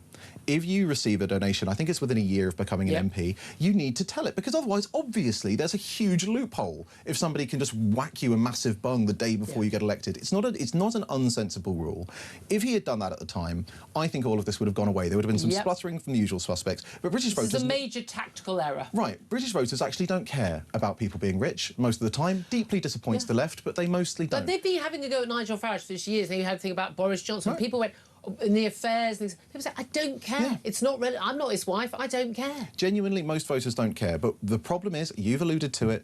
Nigel is acting incredibly defensive. He's acting incredibly spiky. Well, he's not doing... he wasn't out about defending himself. We had Robert Jenrick out defending himself. I have a funny feeling Robert Jenrick's going to regret some of that. And that is... And I'm not... You can't do the whole no smoke without fire thing. As of yet, we do not know that there's anything dodgy about any of this money, but it is just deeply unhelpful. But this is it. It doesn't have to be dodgy. No. We still have a right to know. Absolutely. The same as like Wahid Ali. I mean, it's interesting. Gabriel Pogren in the last hour, the Sunday Times reporter who's got the lead byline on that Sunday Times story. And lots of people say, look, actually, we knew a lot of this stuff already in terms of support from control. Again, he's got a lot of rich friends who support him on the Brexit issue. And, so what? Why not? But Gabriel was pointing out, that he's the one who broke, with his investigations team, the Wahid Ali donations and various other stories as well involving, Angela Rayner staying in his apartment, in multi-million-pound apartment in New York and things like that. I have to say, these are journalists who I rate very highly, who will go after anybody who thinks there's an issue. But the point is, it doesn't have to be wrongdoing. You just still have to obey the rules. And Nigel Farage just denied breaking rules. His defence on both the 5 million quid from Harborne and on this is like he didn't have to declare it. These are personal things. I mean, I thought Robert Jenrick's defence was quite sensible in terms of he stayed a few times at this property. His friends got a place in Westminster. His place isn't in town, and he stayed at his friend's place. I mean, that's not a crime. I mean, that's not dodgy. No. People stay at their friends' homes. No, I think it's a thing. That makes perfect sense. And again, this is where it gets really... This is where Farage has sold himself short and done himself harm, because naturally there is a couple of things here which have attracted people's attention, and now people are adding more and more stuff into it. If you had just said, oh yeah, Nigel Farage, a mate of his has a place in Westminster and he stays there a few times, wouldn't register on the scale, would it? But if you've already got a donation story that you can weave it into, then all of a sudden this stuff starts getting stuck to it. Absolutely, absolutely. Let's just also talk about Andy Burnham. A lot of headlines the weekend. Tony Blair's think tank urging against the wealth taxes, capital gains tax being ramped up to match income tax. I can understand the reasons for this. However, when it comes to actually deterring investment and future growth, it doesn't work. There are lots of things you think, well, obviously these very rich people, they should pay more tax, like this mansion tax, which again, £2 million plus properties, pretty much entirely those in London and the South East. And that's due to start in 2028. Talk about his team wanting to bring that down to a 1.5 million threshold, which will take in, I think, is another 150,000 homeowners. But could be people living in really quite normal... if you saw this home in any other street in any other city, you'd go, it's probably worth, I don't know, maybe 800,000 or something. No, it can be worth 1.5 million in large parts of completely normal suburban London. And these people will be going, I don't have a spare 2 or 3K to pay an extra tax on top. And a lot of these things are very popular to all the people who don't own those properties or don't have those sort of profits or capital gains tax. They're subject to capital gains tax, but they tend not to have a very good impact, like stamp duty. No one round my way moves. You don't move. No one can afford to move. because of stamp duty. Literally, like you might do a basement, you might do an extension. No one can afford the property market just goes completely stuck. Everyone's just waiting, unless or until the Tories or Reform get in and dump stamp duty, when suddenly everyone will be moving. It'll be a massive boost to the economy. Some of these things sound really good at the time, but actually have a terrible impact on the economy. I think the problem is one of the many problems with the so-called mansion tax is, one, you're entirely correct. Its idea of what a mansion is that suitable for Andy Burnham? Perhaps a bit, regional.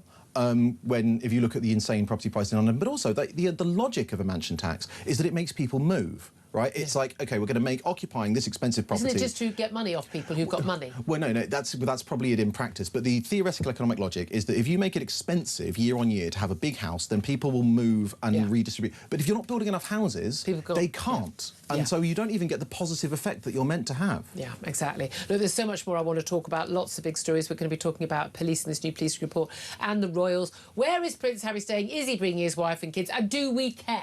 We'll talk about that coming up. First up, though, we are going to take your calls. 87222 is the number to text, but the number to call is 0344 499 1000. I'll get to some of your messages and get to your calls. A lot of you want to talk about Nigel Farage. Is this a witch hunt against him, or, frankly, does he have questions to answer about who the hell he's hanging around with and giving him money?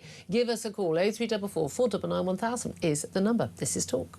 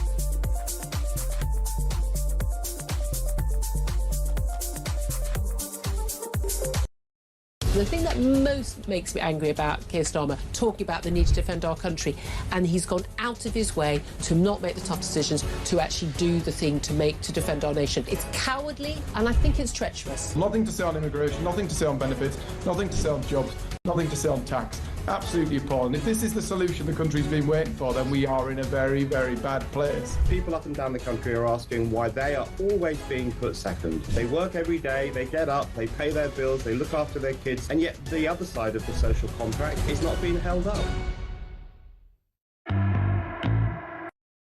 Across the UK, on DAB+, on YouTube, on your mobile, and on your side. This is Talk. This is Talk, the Home of Common Sense, for me, Julia Hartley-Brewer. 11:27 is the time. Let's talk to you and get what your thoughts are. All the calls coming in right now, all about Nigel Farage. Is this a witch hunt against him? All these exposés about who funds him. Let's talk to Miranda, who's in Cumbria. Hello, Miranda. Hello. Hello. What do you make of all these investigations, then? I don't think it's particularly fair. I'm not particularly bothered. But if you are investigating one individual politician with such venom, then you have to investigate everyone. It has to be consistent. Well, the reporter of the Sunday Times who leads the investigation team there, who put the stuff on the front page, a lot of people saying actually quite a lot of there was already known anyway about George Cottrell. But as he pointed out, he's the one who broke, Lord Ali giving, free gear Keir. He broke that as well. His thing is, I'll investigate anyone. He did, but Keir Starmer stayed in that position. Did anybody investigate why Keir Starmer hadn't acted Parliament to protect his individual pension? How many houses does Keir Starmer? Well, no, wait a minute. I don't think he was even an MP when that was brought. That was just because he was DPP. I mean, it's a bizarre situation. I do get that, but yeah, it is. But there are things which should be investigated, which haven't been investigated, and Starmer stayed in position for 2 years. Oh no, but hold on a minute. There was no one was trying to push him out. He just hadn't declared. But is there a difference between your mate giving you $5,000 suits and things and someone, a crypto billionaire who probably also your friend on the other side of the world, giving you 5 million quid? No, there's no difference whatsoever. Isn't there? You've broken the rules. You've broken the rules. It has to be consistent in how you treat people. The same with the law, to any law at all. You can't, with regards to people who rape or, obviously this is a completely different issue. Yeah. But it doesn't matter how many people you've raped or what you've done, but essentially doesn't matter where you come from, the law is the law. Yeah. And it has to be consistent. Well, in this case, there's no accusation anyone's broken the law. This is just about parliamentary rules. But you're just saying it doesn't feel like it's consistent. No, not at all. I don't at all. I mean, you have to then start and investigate every politician, and it does seem like they've literally gone for the jugular with regards to Nigel Farage. Yeah. And yes, but then same with Andy Burnham. Andy Burnham's wife has something to do with the electric cars or electric buses and Birmingham. You have to start investigating that. Nobody appears to be whiter than white within Parliament. They all seem to have something there. And I feel that it's consistency. Yeah. OK, no, fair enough. Vliga has got to say there's no allegation of wrongdoing regarding Andy Burnham's wife, who was a senior figure at a company which was awarded a contract in Manchester, which one, I think there's been coverage of that, but certainly. Miranda, thank you for that. Let's go to Daniel, who's in Epsom. Hi, Daniel, what do you want to say about this? Hey, Julia. I think you should face scrutiny with your business dealings and gifts if you're an MP. Mm-hmm. But if you're not, then I think you're a free citizen, aren't you? You can do what you like. Well, no, but hold on a minute. I mean, as Henry Hills pointed out, you can't have a situation where until the day of the election you can be given, let's say someone's like given, 5 billion quid, not even 5 million, but 5 billion quid the day before, doesn't count. But of course that could reasonably be seen to be influencing your... I've got to be honest with you, if someone gave me a shed load of money, I'm just like, I think they'd probably want something from me. I'm sorry, I think they would. Why are they giving me that money? I think what the establishment don't realise is that this is going to make him stronger. This is going to give him much more verve with the electorate, because the electorate are actually smart. Yeah. And we realise in the next general election, we're not just voting to change the government. I think most of the public realise that we need a fundamental change at Whitehall. Yeah. We need a fundamental change at the civil service. We need this immigration crisis. I mean, it's a national emergency. Yep. People are getting stabbed and killed and raped every day in the news, and no one's lifting a finger.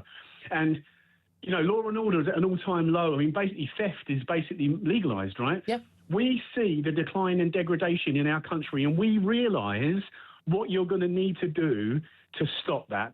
Now, it's clear to me the only person who has a cat in hell's chance of putting us back on track is Mr. Nigel Farage. I've met him a couple of times. He's a lovely man. He's genuine as well, on and off camera. Oh, he's the same person, absolutely. And you know what, Julia? I think the British majority believe in him. I think we need someone to believe in, and I believe in him, and I think the British majority believe in him, and they can throw as many stones as they want, right? It will just make him stronger. Very, very, and again, as happened with Donald Trump, and he was actually convicted of, these were criminal allegations, a lot of them. There's no criminal allegation, by the way, at all against Nigel Farage. These are parliamentary rules. Daniel, really interesting call as well. Thank you very much. Love to hear your thoughts on this. 0344 499 1000 is the number to get in touch.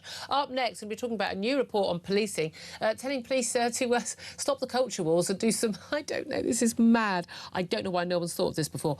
Actually, some actual catching criminals and preventing crime. Amazing. That's up next. This is Talk.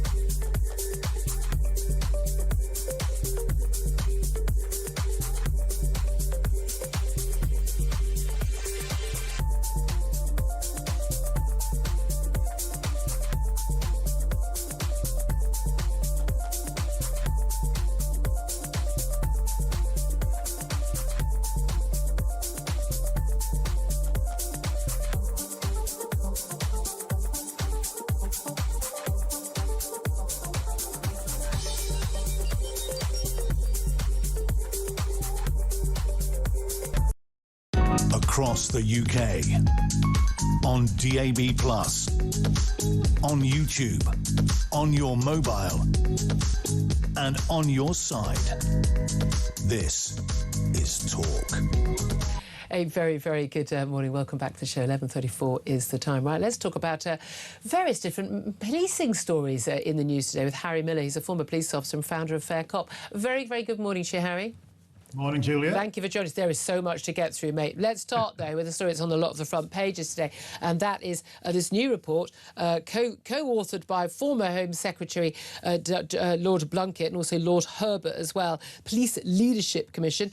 And basically, this is a report into, well, what's going on with police forces. And their commission basically has called for an ethical reset. They said this found evidence of nepotism, of corruption, cronyism, a shallow talent pool, and they've also said that the forces are woefully underinvesting in talent. They need to rebuild public trust. And here's a wild idea.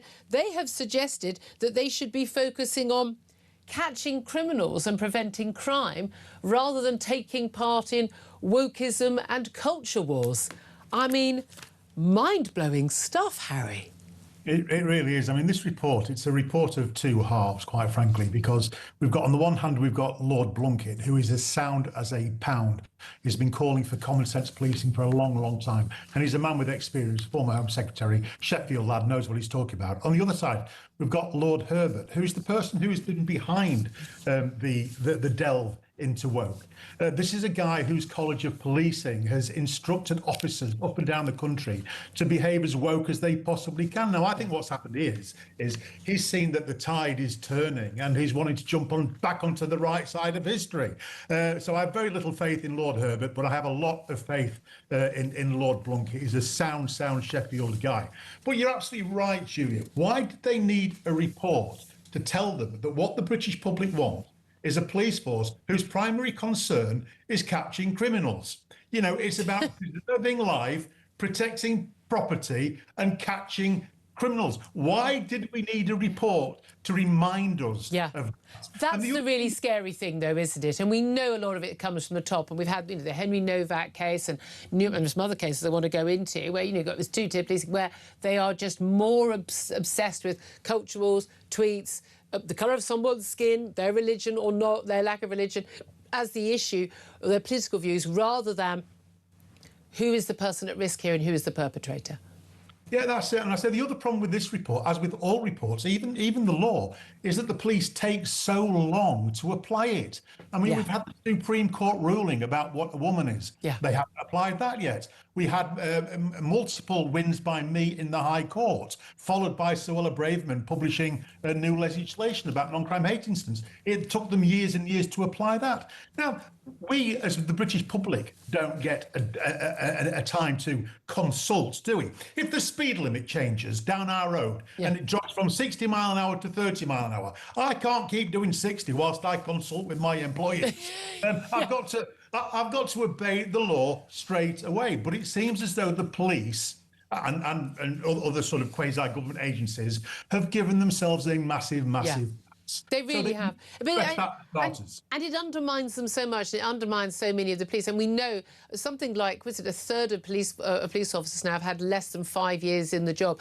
Massively inexperienced. And so much that experience, that knowledge, that ability to read people, to know how to, to diffuse things. That experience has been gone. And I've said this so many times before. Apologies if you've heard it a million times. I've got a load of friends who are coppers. And I remember going to, one of my really good friends, his 50th, and genuinely, most of the people at the party were coppers. And I don't think there was a single person in there who couldn't tell me the exact number of years, months, weeks and days until they could retire and still get their full pension. And they are all going to leave on the first day they're eligible. They're done. They hate the job now. And these are good men and women who want to do a good job for us. Well, this report talks about there being an absolute dearth of talent at the top. Well, that's because all the good officers are leaving. They're treated terribly by their senior officers. If they don't buy in fully into the DEI nonsense and they maintain focus purely on catching criminals and preserving life, then they're not showing the right stuff to progress up the career ladder. And so we end up with a dearth of leadership and not a single outstanding force in this country, according to the report. That is absolutely shocking. So this is down to the NPCC, it's down to the College of Policing, and it's down to repeated Home Secretaries taking their eye off the ball and leave it to rank amateurs like me and a few others to shout foul. And I think that is fundamentally wrong. We've ended up with a police force that repeated Home Secretaries deserve, and it's time to stop the rot. Well, indeed, it's not, but it's not the police force we deserve. Look, we've had that big row over two-tier policing. I mean, we've had a lot of it, Southport riots onwards, but we saw it with Henry Novak and the investigations there into the officers over misconduct and, I would say, abject incompetence in terms of, how they handled that awful, awful, tragic scene. We've had a number of little stories, and again, these things, they emerge on social media first. They often don't get picked up by the mainstream media, but, I mean, there's this case, and Robert Jenrick from Reform, he's got involved in this. Westminster Police accused a two-tier justice after a young white man, this is happened back on June the 21st, there's full footage, but this young white man was arrested. He was basically in the streets, I think he's quite drunk, he's being basically sort of physically attacked by a group of men who are black. He then gets punched, he's getting attacked. Police arrived, they were very nearby, apparently dealing with another incident. He clearly, it's very obvious from the video, is quite disorientated. He gets grabbed by a WPC, punches her. He then realises she's a WPC and stops. He's been arrested for assaulting a police officer. No effort was made to track the gang of youths who were black who had attacked him. And there's this, this view seeing yet again, whether colour had anything to do with it, we don't know. But yet again, it does feel like the police have gone for the easy target here. Yeah, I agree. It's almost like we've got an inversion of the McPherson report. Yeah. The McPherson report made it heightened people's senses to cultural sensitivities with regard to skin colour, and said you can't keep persecuting black people, you can't keep ignoring the concerns of black people. Well, all that's happened is we've flipped it on its head. We're looking at a negative of that. So the police are now showing the same attitudes, but not to the black community, but to the white Christian community. And again, this has been allowed to happen because they've forgotten that their fundamental driving ethical principle is to police without fear and favour. Yeah. And that's why the report calls for an ethical reset. My worry, though, Julia, is this, that the rot is now so deep that it's going to take very, very drastic surgery to stop it. It's either that or we get rid of the current policing model and start again. I feel we're going to have to do that. I mean, there was another case in Leeds where a man, the police officer says he's being arrested because he's insulted the Prophet Muhammad, the Muslim prophet, calling him a rapist and things. And it's like, I mean, we don't have a blasphemy law in this country, but for some reason the police seem to think that we do. Anyone is entitled to say anything they darn well want about anyone's religion or anyone's God. That is completely legal. And yet a man was arrested. And then we had this bizarre situation. Alistair Hilton, who's someone I actually follow on social media. Anyway, but he's at PubGo. He put the whole thing out on video. He says he was threatened by the police over social media videos, which he criticised his local Green councillor. He'd live streamed. He says he was accused of identifying this guy's home, which he didn't, but basically criticising about whether or not there should be outdoor seating outside a pub. Something utterly nothing. Just a local little tiff. But it does appear that the Green councillor contacted the police, and the police decided to turn up in uniform as this man sat outside a pub from the Riverside in Chiswick in southwest London, very nice little area, and basically said, "We're not arresting you, we're not threatening you. We're just warning you, that you can't, basically yourself, threaten this councillor," which he had not done. He's a voter who'd been critical of a local councillor, which he's entitled to do. Extraordinary that the police don't have time to arrest shoplifters, don't have time to do follow up if your phone is stolen. But amazingly, when no crime has been committed or alleged, turn up at a pub in uniform, two of them, to berate a man for legitimately criticising a democratically elected representative. I mean, that is properly sinister. Yes, there are two things here. One, it gives the impression that the police have got nothing better to do because all the crime in Chiswick has been solved. Which is, I'm betting, I've not seen the stats, but I'm betting that is not the case, Julia. I'm betting that right now. But secondly, what since when was it the police's job to give people advice about crimes that aren't crimes and about crimes that haven't been committed on behalf of a councillor, on behalf of the politician? It's entirely wrong. The case that you mentioned as well in the chap in Leeds who was arrested because he'd said that the Prophet Muhammad was a rapist and a murderer. Well, I watched that video. There were a few possibilities there. They could have arrested him for other things. They could have arrested him for perhaps a breach of the peace. There's a number of things that they could have done. But to arrest him and then to say on camera that they are arresting him because he insulted the Prophet Muhammad, this tells us where our police force, particularly in West Yorkshire, where they are at. They are absolutely infused with Islamic ideology to the point that they can no longer distinguish between what is the law, British law, and what is Sharia law. And that should be deeply concerning. I'm more concerned about their response than about that one Leeds lad gobbing off perhaps a little inappropriately. I imagine that drink was probably involved in that as well. But again, the police were the ones who said why they were arresting him. It was their reason, and again, it's not illegal. It is simply not a crime, and it must not be. But we do, to all intents and purposes, have a blasphemy law back now by the back door because of this. Just one final thing I want to ask you about. This outrageous case of this Rochdale grooming and rape gang leader who has been, we were talking about him on the show last week, Shabir Ahmed, released from prison on Thursday into a hostel after serving 14 years of the 22-year sentence he got for 30 child rape offences. Bearing in mind, that'll be the tip of the iceberg. He's basically been stripped of his British citizenship. He had renounced his Pakistani citizenship. He'd come here as a child, and under a stupid loophole in our immigration law, because he's a Commonwealth citizen, lived here for 5 years, before 1973, he's allowed to stay. Now, the Tories, Chris Philp, their Shadow Home Secretary, he has urged his counterpart, Shabana Mahmood, to adopt his proposed amendments to 2 bits of emergency legislation, basically backdate and say, this whole because you came here earlier loophole, 5 years thing. No, if you commit a crime, you're automatically up for deportation.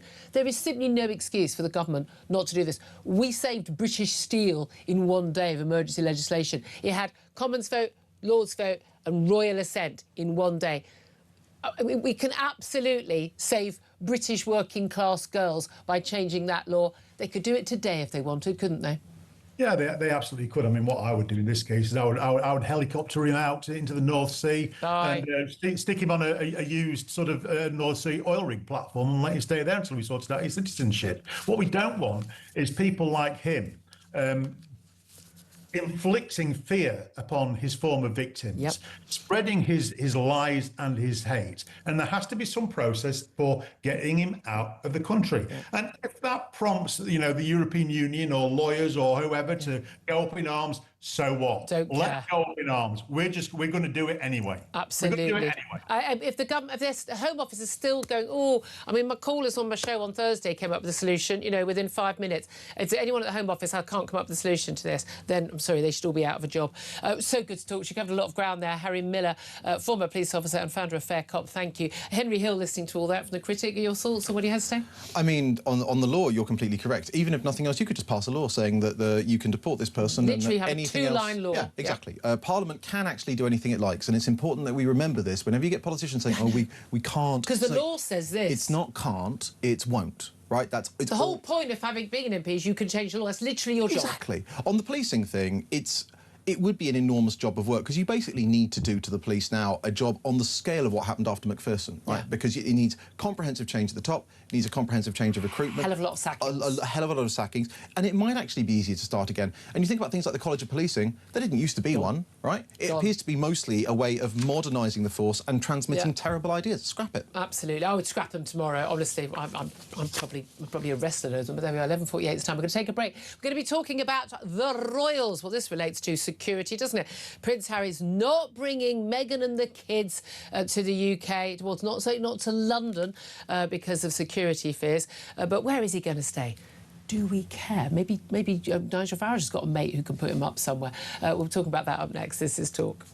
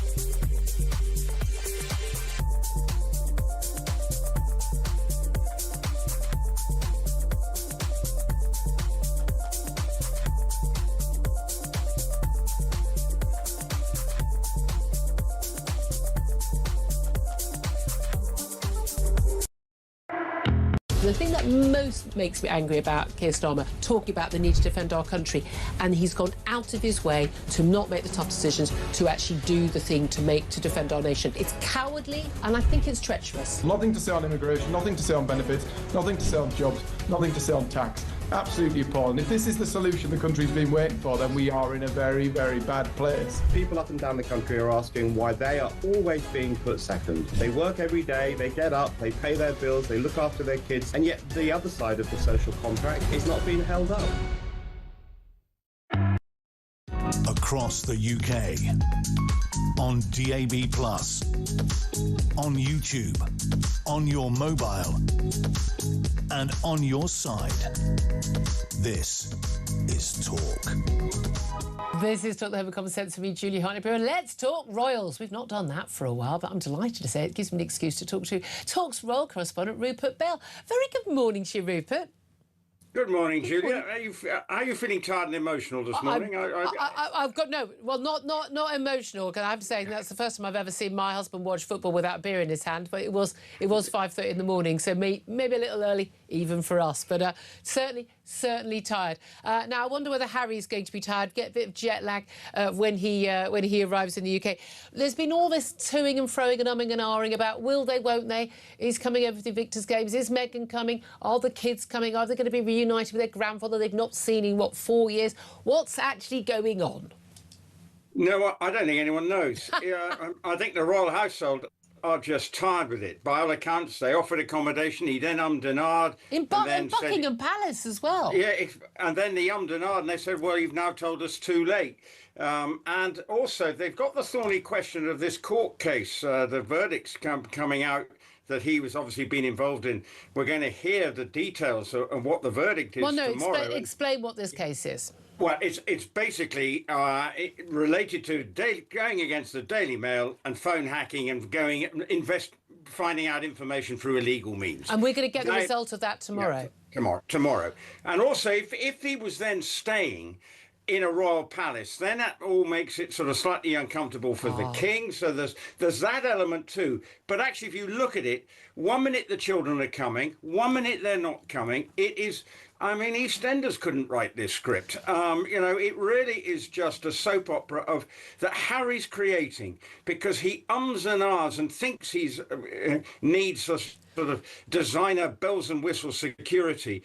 Yet you can see other members of the royal family just get on with it. He's also citing that he can't bring them to London, but he could bring them to somewhere else in Britain. So where does the security threat suddenly go easier? And that I find a bit confusing because it's not entirely clear whether Meghan and the kids, whether Archie and Lilibet are actually going to come to the UK, but they'll go and visit Diana's grave at Althorp and things like that. But here's the thing. You know me, look, I'm a Republican, okay, and I'm not a fan of how Harry and Meghan have behaved, and you know that. I still think he should have proper security. When we're talking about them getting proper security, we're talking about having someone there with a gun. He's clearly a kidnap threat, but given that he is an heir to the throne, very high profile, and he fought in Afghanistan for his country, and the kids. I mean, it seems to me that would be utterly reasonable for him to have that security. I've got no issue with that, and he's been battling with His Majesty's government on that as a security issue. I've got sympathy for him on that. Although I don't know why someone who's worried about security is living in California. Doesn't strike me as the safest place to live with your children. But there we are. Well, this is the problem. It's not the King's decision. It is the Home Office's decision as to determine the security threat that could be around Harry. You can rest assured he won't be just left to flounder in this country without any security, because the last thing they need is something to happen to him. Well, exactly. What we're saying is the sort of bells and whistles, full-on security the working royals have. And that's what the RAVEC, the Home Office, have to decide. Of course, they'll be working out whether there's a threat. He hasn't helped himself by sort of creating himself to be a target in his books where he talks about the people he killed in Afghanistan. So he's been pretty brain dead about trying to make sure that he doesn't draw attention to himself. And he has all the time. And this is the problem. And I think, yes, he's coming to launch the Invictus Games on Friday. He's supposed to be going to the Royal Hospital in Chelsea, I think, tomorrow, around an event. But it's just this will he, won't he? Yeah. As far as I'm concerned, Meghan doesn't really want to come here. And it's all strikes me. She knows she'd probably be booed in the street. I know there's a whole bunch of young women who are absolutely insanely obsessed with her. But actually, most of the British public have taken a very dim view of her. The thing I feel sorry for, genuinely, though, as much as I hate myself for even having an opinion on this, because I do have a life, is that the king, who is, you know, advancing years, he's had cancer, that he has not seen these two grandchildren in 4 years. He's only met Elizabeth when she was a baby. I have to say, you just feel that, I mean, OK, the king could travel to California, yeah, he could, but it does just feel wrong, I'm sorry. Yeah, it is wrong, and Harry could sort it out. But he could go privately. No fuss, no bother. Probably, for instance, go to Balmoral. Security would be absolutely perfect there. If the King's in residence, all the security you need, and could have a lovely Scottish holiday. Yeah. Why not? But then you got the thing like Meghan's own dad doesn't get to see the kids. So she's cut off everybody, and he's sort of in that same net, and not seeing his brother and Kate. We understand. Apparently every other royal is going to be terribly busy with their diary this week. Well, they will be. And this is the problem, because they're fed up. They just worry that then they see him, and then the next minute Harry goes and bleats to one of his favoured media outlets. Yeah. I think it's going to be interesting when this verdict comes out, because if it's against him, that will be a problem for him. Because he's settled everything else, hasn't he? For large sums of money, we believe. I think so, but this is the one that sort of could define the whole thing. And so for Harry, tomorrow is a big day, but you just wish he would. You said you were coming, just come here, sort it out. Yeah. And I think that's the frustration for the royal household, because he suddenly thinks he's a special case above and beyond everybody else. There is also this issue, isn't there, where there's constant bleating and moaning about his terrible lot in life. Look, it's terrible his parents divorced, terrible that his mum died. I think it'd be terrible to be born into a royal family, wouldn't wish it on my own worst enemy, to grow up with that fishbowl, awful everything. But it is just like, a lot of people are really struggling with their daily lives, putting food on the table, dealing with, ill health, looking after, elderly parents with Alzheimer's. So, people are dealing with stuff every single day. And there he is, multi-millionaire with his health, married, wife, 2 kids, and he's whinging and moaning. And there does come a point where people are going, seriously, be quiet. You're absolutely right. Finding freedom, he said when he went, we're off now on our freedom flight. Give me a break. If they've got their freedom, then act like you've got your freedom. That's the way I take it. At the moment, it feels like he can't let go, and he wants to be treated as some really special case. And I have a degree of sympathy on the security thing. Nothing must happen to him, and I'm sure they won't allow something to happen to him. You'd hope not. But I mean, meanwhile, hopefully Meghan's going to sell some more jam, and that's the important thing. Rupert Bell, Talks royal correspondent. Lovely to talk to you. One thing I love, Henry Hill's here. One thing I love about talking to Rupert is that so many royal correspondents do this whole and the Queen thinks this, and it's like, never pretends any of that nonsense, and is as frustrated with them all as we are, which is fantastic. Do you think the whole thing about this is just all publicity? It's just look at me, look at me. That's exactly it, right? None of the business ventures they've tried panned out. Harry was a working member of the royal family, which guaranteed him attention. Yeah. Then he separated himself. He could have gone to any number of Commonwealth countries and continued his duties. He went to California, and basically his only claim to fame, his only claim to revenue and attention is his connection to the royal family, which is why he keeps whipping up these controversies, because that's the only way that he gets any attention now. Yeah, I mean, that is the thing, isn't it? It really is. It's just very, very tedious. I find myself reading it and I kind of hate myself. I feel dirty afterwards. I really, really do. Your thoughts on that, if you want to get in touch? I mean, I'll think less of you. I will think less if you call in on that, but I'll put your call on there. No, but I want to hear thoughts. I mean, you don't want to talk about the football. Well, sod you, I'm still going to talk about it. But we'll see, talking a lot about Nigel Farage. Is he basically being targeted by the establishment and by the media in a way that, frankly, we're not seeing the same scrutiny of other politicians, including, have you heard of Andy Burnham? I believe he's going to be our next Prime Minister. We're going to talk about all of that and plenty more besides, lots more top guests. Do stay tuned. This is Talk.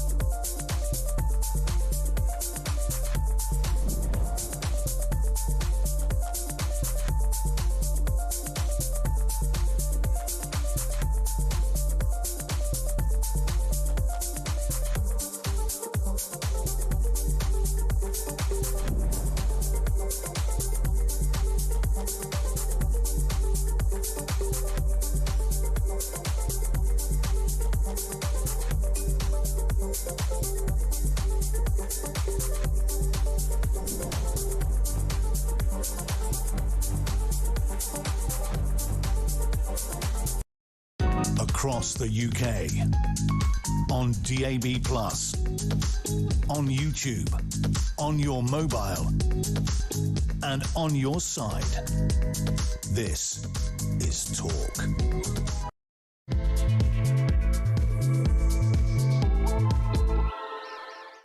A very, very good afternoon. This is Talk, the home of common sense. 2 minutes past midday is the time. If I'm sounding chirpy, I'm completely faking it. I, like most of the nation, I think the technical term is absolutely knackered today. Many of you have stayed up to watch the match. People like me just got up stupidly early to watch it in real time. I cannot believe I managed to do that without actually finding out the result, just ignoring all the work messages, just completely blanking them. But I'd love to hear your thoughts on the match. If you want to get in touch, do get in touch. But I know a lot of you wanting to get in touch about Nigel Farage. And is he being targeted? Is this the establishment trying to stitch up leader of reform because they're scared of him? Are we not getting enough scrutiny of some other people? I don't know. Not a one-day possible would-be PM, but the guy's actually going to be the Prime Minister in just a week or so's time. I want to hear your thoughts on all of that. So whether you're listening on DAB Plus Radio, your smart speaker, watching on YouTube or your connected device, thank you, as always, for joining us. And if you do miss anything from the show, you missed anything for the last couple of hours, go to my YouTube page, The Julia Hartley-Brewer Show, hit subscribe. You never have to miss a thing. Coming up, we're going to be talking to Ian Duncan-Smith. We'll talk about Reform UK and Nigel Farage's generous, very rich, generous friends. I need to get me some of those people, I really do. NATO allies must step up defence spending immediately to 5% of GDP. That's what Donald Trump is going to be telling NATO allies at that NATO summit in Ankara tomorrow. And we're also going to be talking about, the joy of the weekend's Pride March in London. Here's the bit I don't get. They get a whole month, right? The whole month of June, and then there's a Pride March in July. The whole of London, the whole of central London, bedecked, I've got to be honest with you, Nuremberg style, with the hanging trans pride progress flag, which in my view, very clearly homophobic and misogynistic, down Oxford Street and Regent Street. I would love to hear your thoughts on all of that. Do get in touch. The number to call is 0344 499 1000. Text the word TALK in your message to 87222. Get in touch with us on X at Talk TV. Calls are charged to the national rate and text cost one standard network rate message. Delighted to say joining me for the whole show today is Henry Hill, political editor critic. Morning, afternoon. Good afternoon to you. Presumably, you were at Silverstone yesterday. Were you in London at all over the Pride weekend? Because it was, I've got to be honest with you, quite a battle getting through. I was in London on Saturday, but because I'd had a very been out basically all week, I basically spent Saturday at home, and therefore I managed to miss the navigation. Yeah, and prepare myself for what was to come. The whole of central London was like cordoned off. It is baffling. So I managed to avoid all of it, and I agree with you about the thing. The progress flag. There's all sorts of arguments. One, it's hideous. Two, unlike the original Pride flag, which was made public domain, progress flag is private, and so you have to get permission to use it. And also, really, yeah. Someone kept the copyright over it. But the third one is that tells you everything. The symbolism of the original Pride flag was like, it's a rainbow. All of these, it includes everybody by default, right? Yep. I actually think that where's my stripe of the rainbow is like a bad. Straight and white and middle class, and I want my own stripe. But it's just a bad right-wing satire of the flag, right? And that is the actual animating principle of the progress flag. Is we need to keep adding stripes. Yeah, exactly. Well, at some point, there's not going to be any room left. It's just going to be a big blur, isn't it? Anyway, we will talk about that. Delighted to say I'm joined right now by Sir Ian Duncan-Smith, MP, former Conservative Party leader. A very, very good afternoon to you, Sir Ian. Well, I was going to say afternoon, Julia. I mean this very, very kindly. You look as exhausted as the rest of us in this office. Did you stay up for the match by any chance? Elated, but exhausted. You're quite right. What did you make of the match? Well, it's only England that end up in these situations where it's all on the line right till the last moment, and it depends on how big their heart is and their character. They either come through or they don't come through. And I must say, I think this is defining who England really are. And the answer is they play for each other. They're a team. They're not a bunch of individuals. And what I really thought was great was the way they defied the Mexicans in the Azteca statement at 7,000 feet high, and they beat them. Nobody beats the Mexicans in the Azteca Stadium because it's so high they can't breathe. And yet this phenomenal team was so determined not to let that get them down, they fought through it. And you think all the things before they even kicked a ball were against them. Yep. no way on earth they should have won that match because nobody else has won there for so long. Exactly. They've lost 2 out of 89 matches. Well, now it's 3 out of 90. They look pretty shell-shocked, the Mexican team and the Mexican fans. How do you rate our chances? Not against Brazil on Saturday night in this quarter-final, but against Norway. Well, I think I'd rather have been playing Brazil looking at it because I thought England would beat them because they really didn't look like a team to me, a bunch of individuals. Norway are a different kettle of fish at all because I watched that match yesterday and I thought Norway deserved to win. They had a game plan. They knew how to execute it. They've got a very good striker. We've got a very good striker as well. But Norway, has a very good striker. It's Man City centre forward. And he just bided his time. He didn't do very much at all. Unlike Kane, who's everywhere, inspiring, catching the ball, passing it on. He doesn't do much of that. He just scoring penalties, losing penalties, a bit of everything. Yeah. But at the end of the day, what do you want your striker for? Yeah. You want him that when he gets the ball in the area, he scores a goal. And that's what he did. So I have a feeling you'd rather just stick to football for the whole of this interview, but I'm going to ruthlessly get you onto politics. Sorry about that. Can we talk about Reform UK? Because very much in the news, front page Sunday Times, investigation into Nigel Farage and his help, support, financial help and staffing from his big mate, millionaire George Cottrell, a man who is a convicted fraudster for a sort of a crypto scam. He's served time in American prison. Not long ago, since they've been friends. Long-time friend, there's no doubt at all. You'll know him around Westminster. He's someone who'd be seen in the local pubs, been around a long time over Brexit. This follows, of course, the revelations of that £5 million gift from Christopher Harborne, a crypto billionaire now living in Thailand, for which Nigel Farage is currently being investigated by a parliamentary committee. Nigel Farage said, look, it's done nothing wrong. This is, he's just as a friend, he stayed at his place. Money, any support and help he got from staff and the like were before he was an MP or even considering becoming an MP again, or attempting to again, and that there's nothing to see here. A lot of my callers, a lot of people who support reform are saying this is a little bit of a witch hunt. This is about basically the establishment trying to stitch up Nigel Farage. Do you think there's any truth in that? Well, I'm sure that a number of the parties, Labour, Liberals, that sort of thing, Greens, are certainly trying to make sure that something happens to him.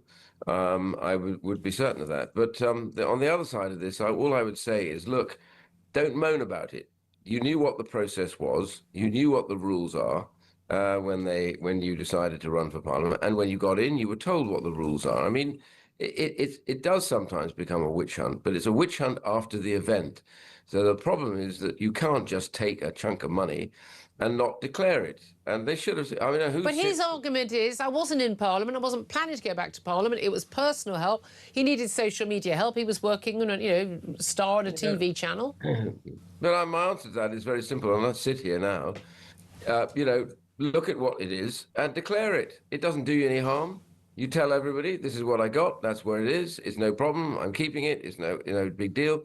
Then there isn't a case against you because at least you've been honest about it. Yeah. It's the element of doubt that says to people, well, why didn't he declare it? Why is he not being so honest about it? And then suddenly the sort of cover-up is worse than the reality.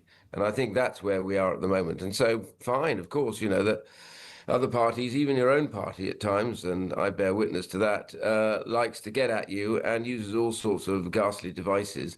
But the old rule is absolutely clear, which is be honest, be open, and don't give people a chance to have a go at you. OK, here's the thing, though. Every political party takes big money donations from very rich people. I've long said, regardless of which political party it is or what cause it is, I don't want anyone being able to give. And I used to think 5,000. OK, I'll stick to 10,000. £10,000, any individual, any organisation. It's going to have to be either public taxpayers' money or it's going to have to just be donations in small sums from people. I want big money out of our politics. I think we're in very dangerous territory. Your party has happily taken some very, very big donations over the years, as have the Labour Party, Greens, Lib Dems as well. Every party does it. Is it possible for someone to say, oh, I want to give you a few million quid and not expect something in return? Well, if they expect it in return, it's my experience, even when, dealing with lots of different parties, by and large, they don't get it. The reality is when you give money to a political party, you give it with its general beliefs are yours and you share them and you want them to do well at the next election. It's just out of the goodness of their hearts. It's not going to help their business or them personally. Well, it may help their business on. in terms of actually having, if you vote for the Conservatives, you give money to the Tories, you know that they're the ones that will probably lower your taxes, make sure that that's general. The point I would make, though, in all of this is you have to be open about it. You have to register it all. You have to be able to deny that there was anything you did that was to give somebody something. Don't go sitting next to somebody who's donated huge sums of money with you at a dinner, as Robert Jenrick got involved in, rather stupid judgment. All that sort of thing is what you need to have antenna alert to the fact that you're able to justify that when you took the money, no favours, no individual issues were transgressed. Do you understand, though, why, and I've interviewed Nigel Farage about this a couple of weeks ago, that people, most of us don't live in worlds where people give us large sums of money for nothing. Unless they're a family member, people giving you an inheritance or something. Someone might get, their mum's house or something, when they die. But it's not the same as saying, oh, hello, I rather agree with your views.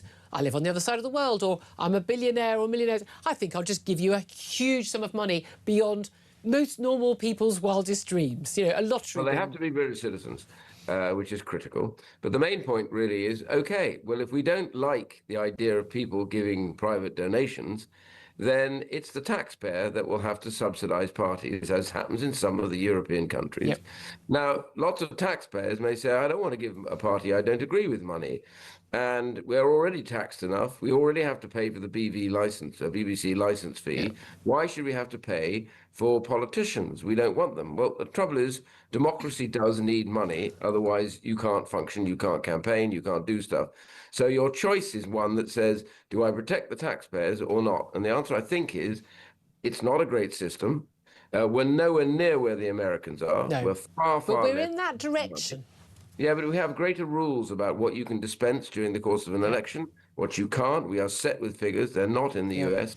So for us, really, this is the best of the bad job, as it were, that you have to take money. But you have to be clear about it and tell everybody. I mean, let's talk about overseas voters moving to UK could face a £100,000 donation cap for the year. I mean, I just think, that's an easy one for me.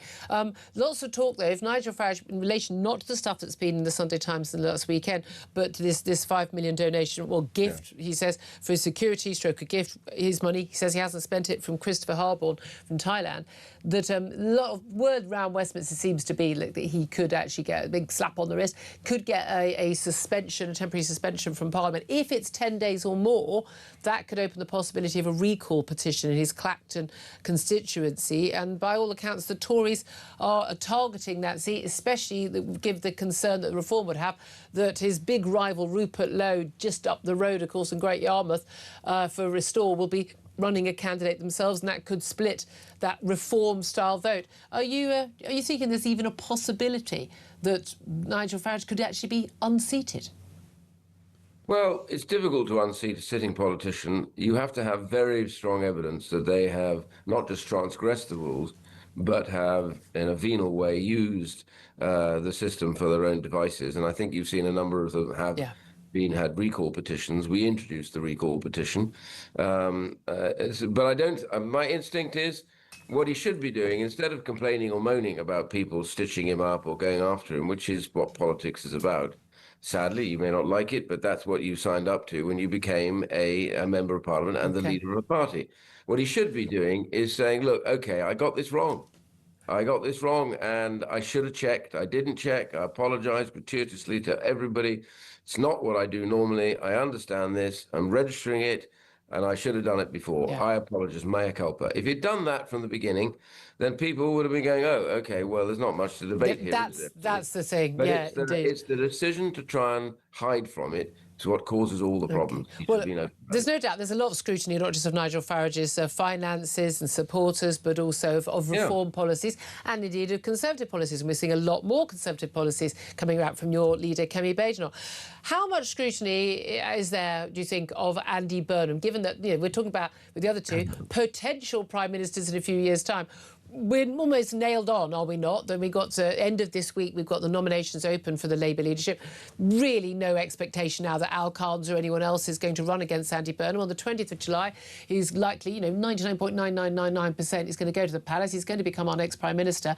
And I don't think anyone, and I fear I include Andy Burnham in this, has a clue what he wants to do as Prime Minister, other than moving Downing Street operations partly to the north. Yes, it does make you wonder why it is that in our parliamentary system we could have got ourselves into this situation where a sitting Prime Minister isn't actually defeated in the party. He just resigns because he doesn't believe he can win the vote. So we have no scrutiny of whether or not that's the case. And then the second thing is the challenger is a challenger without a success. In other words, he hasn't challenged the Prime Minister and beaten him. So now what we have is a man that I know him very well. I used to play football with him, and he's a very easy person to get on with. Gets on pretty much with everybody that he meets, mostly because he never seems to contradict you. Even though he doesn't agree with you. Mr. People Pleaser. But the main thing is that we've had no chance to scrutinise what he said so far, or to ask what does it mean. For example, I was with a group of students today, and they were looking at the speech that he made, and one of them said to me, "What does he mean? There's no second chance, when this is his second chance." And then somebody else said, "What do you mean by change? When I thought the last government was elected to change. So is this change the change? No second chance means that, what is it, the first chance or a third chance?" And there's no detail. Sounds like the students are given more scrutiny than an awful lot of the gushing media broadcasters. That's what worried me, was that to most people looking at this, it all looks very vague. They have no idea who he is. They've no idea what he really wants. Something about localism, something about turning powers back. Every politician I've ever met has talked about that. Yeah. Every politician. Some have even tried to do it. And I'm all for it. If you want to rebuild those cities, get them back again, it's a big deal. We've got to do it. But that means bringing back proper manufacture. And it doesn't. That's a big issue about costs. So you've got some big issues about taxation, investment, costs. Nothing of that has been spoken about. Net zero is another one of these things that's parked in the way. He wants to give that ridiculous man who runs it a job as the Chancellor. I'm Ed Miliband, for God's sake. He's part of the reason why the UK is doing so badly at the moment, is because all the cost. Now he wants to destroy the British car industry by penalising them if they don't build enough electric cars when they say we can't sell them, and then allowing China to dump electric cars and batteries. I hate to tell you, I'd like to point out, Tories brought that in. I was against it. I know you were. You're always against it. But the Tories, there are so many things that Labour have done the last 2 years were brought in by the Tories. I warned them about this, I said at the time, be careful what you wish for. I have to say, in the last few years, it doesn't matter who's in opposition. I've been in opposition just about the whole time. I know. That's why we like having you on. Can I go to? I mean, one of the other big issues, of course, we're still waiting to find out what Andy Burnham, thinks about spending on defence. We've been handed the absolutely outrageous poison chalice of Keir Starmer, which is that we're going to increase defence spending by not enough by another 15 billion, but apparently not actually funded at all. So he's just dumped that on into Andy Burnham's in tray. But one of his last acts, certainly in the international statesman scene, for Keir Starmer will be tomorrow. He's going to be in Ankara for a 2-day NATO summit. We already know that Donald Trump, front page of the newspapers today, is basically, technical term, gunning for European leaders who are not spending enough on defence. None of this 2.7% malarkey. He's saying, I want 5%. That's where European NATO allies should be spending in terms of percentage of GDP. And it should be heading for it now, not a vague aim for 3.5%, as we've now got, maybe in 2035, which realistically no one thinks we're going to achieve at the current rate. Is Donald Trump right? Yes, I think he is. I think the biggest problem we face now, the biggest threats that we face since the 1930s, the rise of China, the power of China, China's financing of Russia. Russia couldn't have continued this war if China hadn't been financing and rearming them. North Korea is involved in the same process with Russia. Iran has been providing them with those drones, huge numbers of drones. That's how it earns its money. All of this is going on. There are plenty of other countries too. We've now reached the stage where more countries in the world are totalitarian states like China than are democracies. Everything is under threat right now, and yet we're kowtowing to China, and we're going to them to destroy our manufacturing industry by giving them all the business. The whole thing is mad, and he's right. If you look at Poland, Poland is almost at 5% now. Yeah. And most of the East European countries are heading in that direction. France is hopeless. I mean, France is worse than us, frankly, which is hard to say. We were one of the leaders only a few years ago. We were one of the leaders in defense spending. We are now down at about 30, I think, in the scale of people that are defending European defense. And we're really low in Europe. Even Greece now is doing better than we are. And even his latest announcement, which Trump isn't stupid in that way, whatever else you think about him, he will have spotted that it hasn't even been funded. Yeah. The MOD wanted 28 billion as a de minimis. In other words, that is the absolute limit of what they could manage to operate with. They've been offered 15. We know that's a complete mirage. Yeah. There's no 5 billion to make that happen. So they're back to where they were when they were having around 2 people resign, which is 10 billion. Yeah. It's all they can find. And a wish and a promise at the next spending review, they'll get more money. I have to tell you, this government is likely to go down in history as the biggest appeasement government known since the 1930s. Yeah, get your pieces of white paper out ready. So Ian Doug-Smith covered a lot of ground there. Great to talk to you. Thank you very much, former Conservative Party leader. Henry Hill, do you want to come back in on the defence issue? What is there to disagree with? I think it's actually difficult because within political memory, you know, 2000, Britain had a world-class armed forces. We were a serious, significant player. Not obviously British Empire level, America and Russia still bigger. Now, people haven't clocked, I think, just how bad it is, right? Army generals are saying that we couldn't deploy a brigade. Do you know how many soldiers in a brigade? 5,000 men, right? That, like, it's nothing. We can't protect the Falklands. Last year. We couldn't even protect the Cyprus base. Right, can't send a ship with the right missiles to Yemen.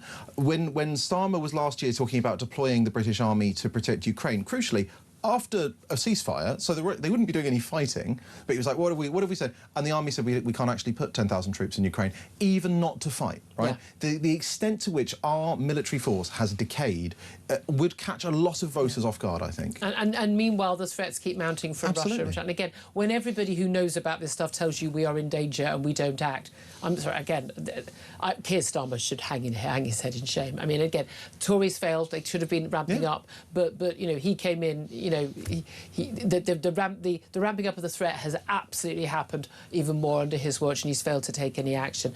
Your thoughts on that? Give us a call, 0344 499 1000. Still getting calls in on Nigel Farage and whether or not this is just an establishment stitch up against him. Also about, well, basically, should kids be going to school even if they stayed up all night? How the hell do they manage to stay up all night or got up early like I did to watch that match last night? Love to hear your thoughts on all of that. Give us a call. 0344 499 1000 is the number to get in touch. This is Talk.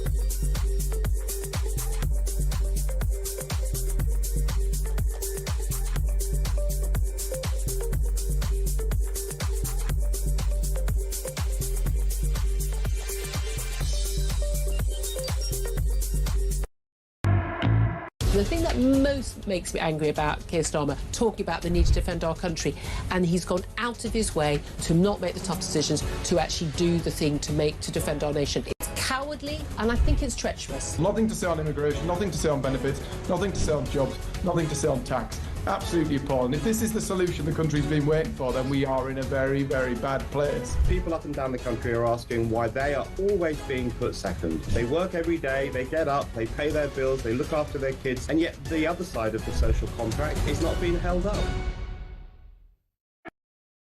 Across the UK, on DAB+, on YouTube, on your mobile, and on your side. This is Talk. This is Talk. I'm Julia Hartley-Brewer. Thank you very much for joining us. Henry Hillstall here as well. And you are on the phone line. Say 344 499 1000 is the number to get in touch. Heather's done just that. She's in Nottinghamshire. Heather, what do you want to talk about? Oh, hi, Julia. I just wanted to ring about Nigel Farage. Mm-hmm. I think, without a shadow of a doubt, it's a witch hunt and a stitch-up, in your words. Nigel Farage has been around the block.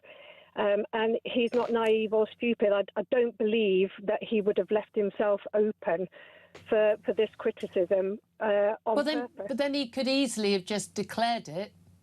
Not any of this. It could all have been declared, and then it wouldn't be an issue. As Ian Duncan-Smith, he's not even in the same party as him, and he was saying, look, it wouldn't have been an issue. Yeah, no, I agree with that, but I also believe that the parliamentary rules are set there for a reason, and if he doesn't believe that it was anything to do with his becoming an MP, then he was perfectly entitled to not declare it. And I kind of think, from a human point of view, his life has been made a misery, and he's entitled to be fearful and everything else. He's been attacked in the street. The security, I completely agree with you. But he hasn't spent a penny of this on security. He told us he hasn't spent the money yet, even though he said it was a gift, and then he said it was for security. But if he hasn't spent any of the money yet, it doesn't mean to say that he's not going to either. That's a fair point. Well, look, when this story first came out, again, I was defending on the fact because, I mean, I know personally, the threats that he faces. And we've seen, I mean, goodness me, how many court cases have there been? And the left basically laughing at, oh, yeah, just throw something in his face. Let's hope it's a milkshake and not acid. That's the territory we're in. But here's the thing. The rules are very straightforward. Basically, if there's any doubt, you declare it. That's kind of... that's the deal. And I struggle. I say I like Nigel Farage. I support a load of his policies. We are old friends. And I put to him and I put to his, his colleagues like Richard Tyson and others, on and off air. It's just like no one in the real world says, yeah, I'm just going to give someone 5 million quid or, yeah, come and, I'm going to provide your staff for you unless they're going to get something in return. That's what people think. Yeah, maybe. But then you look at the by-election in Markerfield and it's come out that the chap who gave up his seat is going to get a nice big seat with Burnham. So it works with all of the parties. And I agree with you.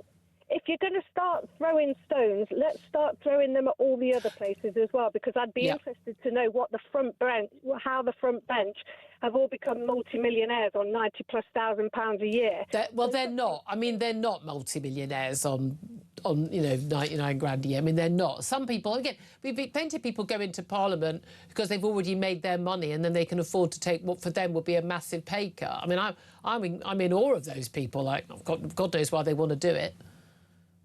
But there's an awful lot sitting there that weren't rich before they got in there, so there's question marks over them as well. I don't know who you're talking about there, genuinely, because we know they have to declare. Even if you're a journalist working in the Commons, you get access to that. You have to declare, I did a speech for X and I got that. You saw Angela Rayner. Bizarrely, people were paying her tens and tens of thousands of pounds to give speeches. I mean, I don't know why they'd want to do that, but they do. I mean, at least Boris Johnson and Nigel Farage give a good speech. You know what I mean? Yeah, they're actually funny to listen to. But I think the bottom line is, for every time there's a news story that comes out about Nigel Farage, my brain now shuts off because I think he's being stitched up. And for each story, my support for him goes up and up and up. Do you think it's going to be the same? A witch hunt. The same as with Trump, where the Democrats basically and the left-wing American media basically went, we're going to go for him because they didn't try and do any of this stuff until he was running again. I have to say, I think they were banged to rights on a number of the cases they brought against him, but it was they basically were going to he's going to have convictions, and at that point he then of course won't be able to run for office. Didn't make any difference. Support went up. Yeah, I think they're certainly treading on their own toes. It's working against them, not for them. Very interesting. Heather, great call. Thank you so much. Let's take a call on a completely different issue, the England match last night, and indeed what's happened this morning since, from Dave, who is in Leeds. Good afternoon to you, Dave. Good afternoon, Julia. First of all, I need to establish... Well done for staying up for the match. You stayed up?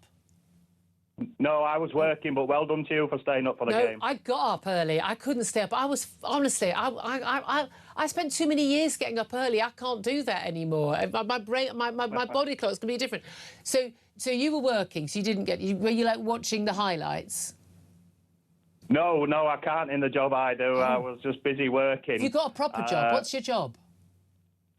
I work in a large warehouse. Right, he's got a proper job. He actually has to do stuff instead of sitting there at his desk pretending to work. Physically, I mean, I caught the radio a little bit when I had a break through the night, and I think at that time it was 2-1 to England last time I sort of caught it. Right, yeah. So you managed to vaguely keep track, but you're at work this morning.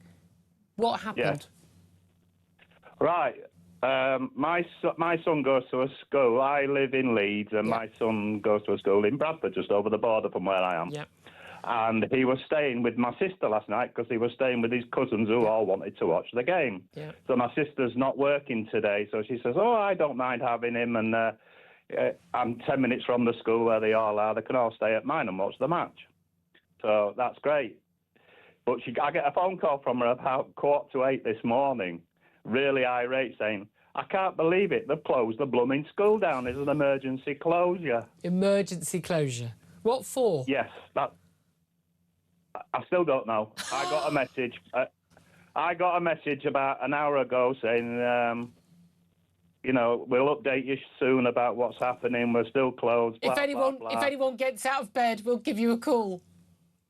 Well, my sister actually said they must all have a hangover. The staff. That's why they're shut. I mean, if there's an emergency, right, OK, there's no electricity in the school, there's been flooded, there's been a fire, then you could understand it, but they've given no reason. No reason. It's actually in the local press. It's in the local paper this morning. It's on their website, the local TNA, and it's saying that this school's closed for an emergency today, but no reason given at all. Absolutely. I mean, again, if it is just... basically, no one's turned up because everyone's knackered from watching the footy last night. That's outrageous. I mean, your view was he can stay up and watch... How old's your son, by the way? 13. 13. You can stay up and watch the match, but you still got to do your stuff in the morning. You've got to go to school. Definitely. My sister he said she was under strict orders to make sure that he goes to school with her lads. Yep. She's got lads about the same age. One's a year younger, one's a year older. And I said, make sure they all get up and go. She said, I will do, don't worry. She said, I'll make sure. And she said, I'm going to get rid of them. Bless them. She said, they're all having their breakfast. They're all... And then I heard a whoop of delight, and one of the lads said, oh, school's closed. To be fair, when we were at school, Dave, do you remember ever learning anything at all in the last couple of weeks of term in July? I mean, they put on videos, for goodness sake. Dave, great call. Thank you very much. Will you let our team know? Will you get in touch if and when you find out what the, quote, school emergency was? Yes, I will, yeah, because I'm intrigued myself. I bet you are, Dave. Thank you very much. Thank God for family looking after the kids. Henry Hill, we were chuckling about this. Come on. I mean, you do have to hope there's a real reason, right? Because, I mean, it's fun to joke about, but for a lot of parents... Yeah. They can't be discovering that they You're on 0 hours contract. I can't just like randomly take the day off. No childcare at no notice. I mean, that's an absolute nightmare. So you have to assume that there would be a real reason. Because when I was growing up, even if the school had to shut for like snow, they'd still be there. Yeah. Right. I'd say that's you my thing. You could drop the kids off. You even should if they always. weren't Okay, you might not be. No, you're still having my kid. Put them over the fence. Your problem. Yeah. But there we are. 12:35 is the time. We are going to be talking to TalkSport reporter Nick Ellaby about last night's match and what next for the England team. But as you know, of course, we have some exciting news to share with you from our friends at TalkSport. Is it still exciting after this length of time? With the World Cup well underway, TalkSport, in the meantime, have teamed up to create a lager. It's called So Good Lager, which will be poured from all O'Neill's pubs and some of the best sports pubs across the UK.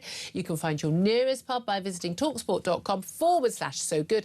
18+, obviously. Please drink responsibly, just as you didn't last night. And with the World Cup in full swing, here at Talk, we are celebrating in style. That's why we're giving you the chance to boost your bank balance with a massive £26,000 in tax-free cash for a summer you won't forget. Here's how to enter. For your chance to win, visit talk.tv/win or text TALK to 8338 by 6 p.m. on the 20th of July 2026. Texts cost £2.50 plus your standard network rate.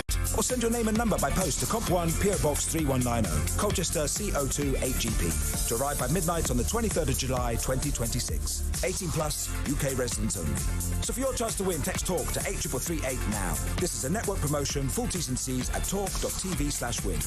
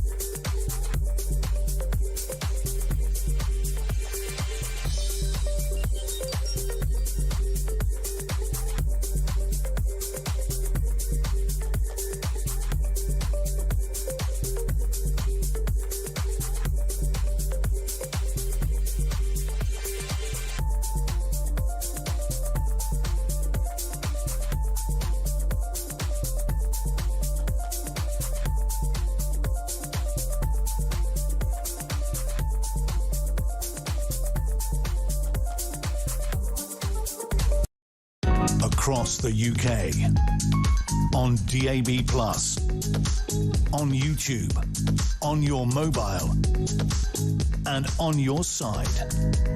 This is Talk. This is Talk the Home of Common Sense with me, Julia Hartley-Brewer. Henry Hill is still with us, and now we're joined by TalkSport reporter and Nick Ellaby as well. Also a little bit, everyone's putting their game face on, but it's their post-game sort of exhaustion that is showing through. I am so happy I stayed up last night. Oh, my God, yeah. I mean, literally, we were talking about it over at TalkSport, and actually we've been talking about you as well, Julia, because you explained how you watched the game this morning on a rerun, and, you know... And managed not to know the result. I mean, literally, phone down, iPad on you know, airplane mode. I don't want to see anything at all. And actually, some of us thought that was probably quite a good way to do it. I mean, I was out watching Brazil-Norway, which kicked off at 9 p.m, so we're playing Norway on Saturday in the quarter-final at 10 p.m, England's quarter-final of this World Cup. They beat Brazil 2-1. I was out watching that, had a couple of drinks, not too many. That was a couple. And then got home and I thought, should I have a 1 hour nap before the game? No, stayed up, and it was one of the best experiences I've had watching England. Well, this is it. I'm too old to be staying, and I've had too many years doing early shifts, so I'm sure you've done plenty of those over the years at TalkSport, that actually just couldn't possibly stay up. I would have just been fast asleep the whole thing. But doing the early start. But the reality is, I thought, do you know what? I'm not going to stay up all night. Because it's going to be miserable and it's not going to be worth it. But getting up for that match was like the best decision ever, to be able to watch the whole thing. Would have been a bit in trouble if there'd been extra time, and I have to say there were a few moments in the injury time that I was a bit worried. 11 minutes of added on time. I mean, everyone's stomach, the entire nation's stomachs were like this. But it was genuinely a brilliant match. No, it really was. I mean, I think we were talking about how good it was. We're trying to sort of put a number on it, or put a sort of time frame on it. We've got Henry Winter over at TalkSport, who's been, I think he's covered about 8 World Cups, and he said that was England's best performance in his 35 years of doing the job. In terms of my lifetime, I mean, I remember we beat the Dutch 4-1 in Euro '96. That's always hailed as maybe England's greatest sort of modern performance. Were you about 4 then? No, I was 11. I was 11. Sorry, everyone remembers their World Cups from around that time. Yeah, well, my first World Cup was USA '94. We weren't there. Yeah. So actually, I kind of gave me a love of watching international football. But you know, to a man, and including the German manager, were fantastic. Declan Rice got booked in the first minute. He played the whole game on a yellow card. Jarell Quansah filling in at right back. Yes, he got a red card. Then Ezri Konsa came in, filled in for him at right back. Dan Burn, who most people laughed at his selection, huge defender from Newcastle, sometimes found a little bit wanting at the top level. But Thomas Tuchel, I think, has thought about this. What if we are playing with 10 men and we're having to basically dig in with 20 minutes to go? Dan Burn is the man you want. And actually, great stat, no other substitute has ever come on and made more clearances than Dan Burn did last night. He came on in the 75th minute, he made 6 clearances, including throwing his massive body on the line to block an overhead kick. As well, Jude Bellingham, once again... Can we just talk... Let's talk about the stars of the match. Yeah. Those two goals. They were all stars, honestly. Within just over a minute between them, absolutely, I mean, they were actually... brilliant goals. I mean, they were stonking goals. Fantastic, and Bellingham and Harry Kane are now working up this brilliant partnership. Wayne Rooney. I love it when they face off against each other after a goal, and you can feel that. But that was something crucial. Actually, a lot of people pointing out, and Jim White was pointing out a little bit earlier, that actually, you know, they're playing as a team. They really are. It's not just a bunch of top players. They're playing. You felt their camaraderie. And on the BBC last night, Wayne Rooney said something similar, because I think they've mentioned that, you know, Jude Bellingham mentioned that we've got it done better than these players that, you know, so-called golden generation that came before us. And Wayne Rooney said, actually, do you know what, we kind of never turned up. Yeah. Harry Kane and Jude Bellingham together, as you say, developing an incredible partnership. I mean, those are the two. If we can win this World Cup, we need those two to do it. Yeah. But as well, Jordan Pickford probably had his best game in an England shirt. Some amazing saves. I mean, and also coming out for those crosses. I mean, he's not the tallest goalkeeper, but he was punching everything away. Yeah. And also, to be fair, most of our players were a lot taller than the Mexicans. And for a quite reason. Noticeably. So Thomas Tuchel has picked a tall squad for that very reason. Yeah. Set pieces are a huge strength of ours. And Kane is on 6 goals now in this World Cup. Kane's on 6, and then you've got Haaland on 7, who scored 2 more last night. Right. Well, let's not confuse it with Kane. So the other crucial match, you say, Brazil were beaten by Norway. Yeah. And so our next match, our quarter-final, Saturday night. 10 p.m. A lot of people dared not to. I knew me. Dared. We can all stay up for that one. We can manage that one. Is against Norway. Would you rather have Norway or Brazil? Do you know what? I think I'd probably rather have Norway. I mean, Norway beat Brazil fairly comfortably in the end, but Brazil spurned a lot of good chances.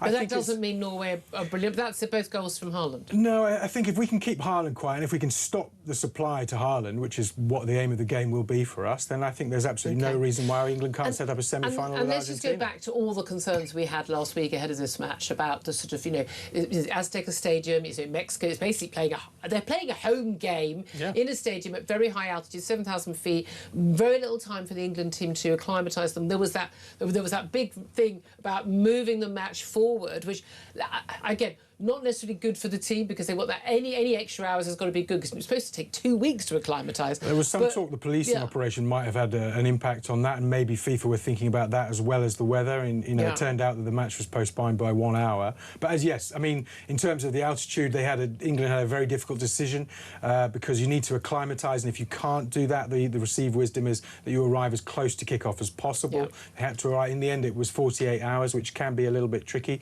You could see, you know, all the players were out on their feet at the end of the game, but we've got a very strong bench, and those players came on. Morgan Rogers did a lot of running as well.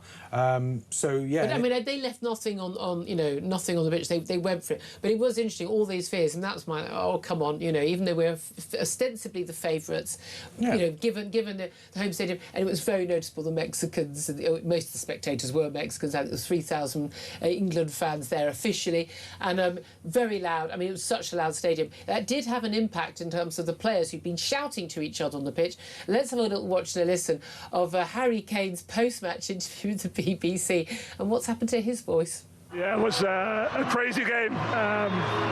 We had to fight. We had to find something. I've just been singing there. I can't really talk, but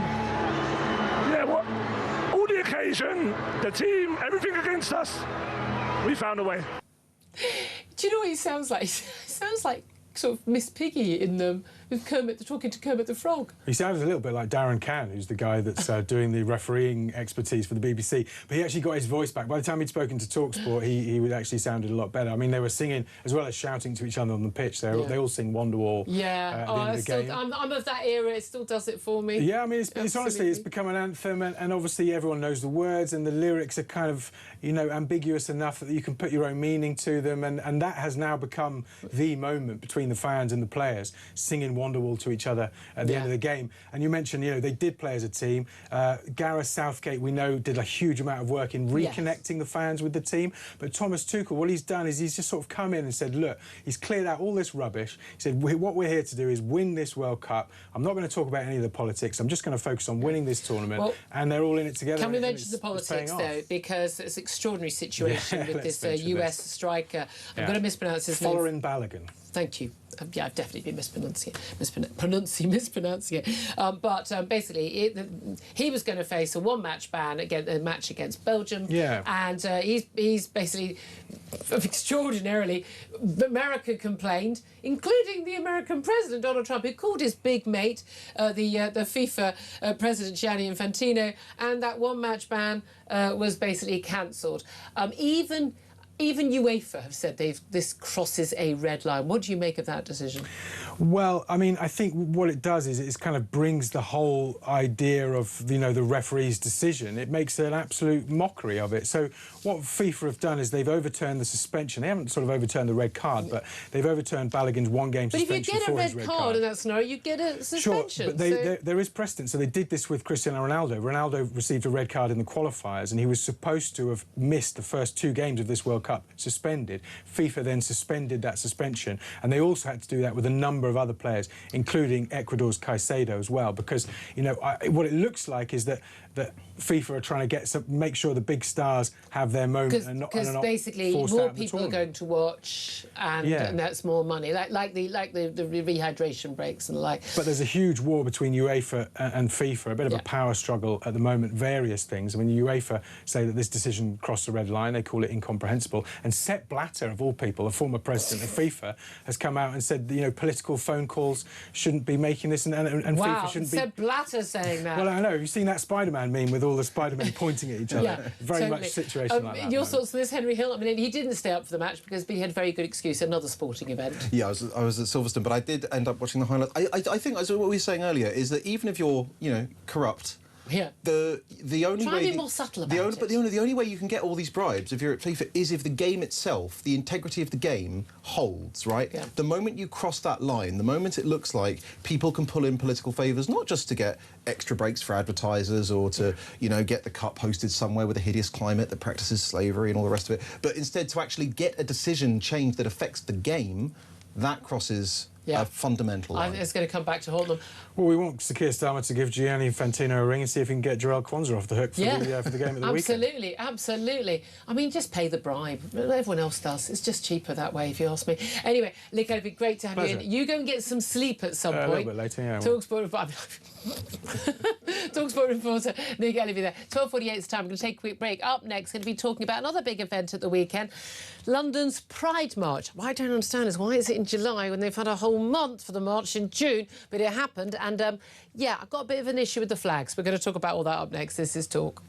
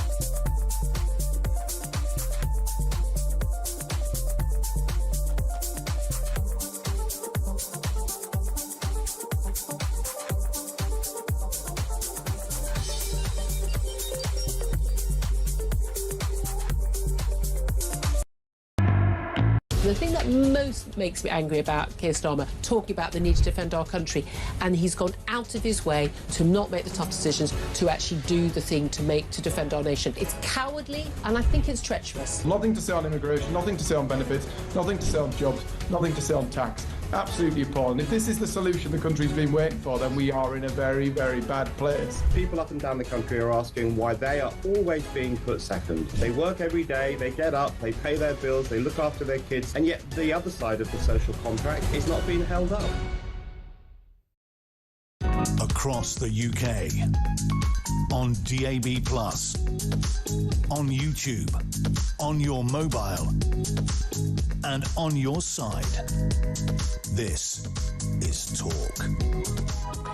Good afternoon, welcome back to the show. 12:51 is the time. Well, we've been talking about the World Cup, but obviously there have been other events going on, and let's not get too London-centric, but an awful lot of places have been celebrating Pride. Now, Pride Month used to be about gay people, gay, lesbian and bisexual people coming out, being open and proud, something that wasn't something they had to be ashamed of or was criminalised, and the rainbow flag will fly, and there'll be parades and marches and a celebration of being happy and proud of being gay.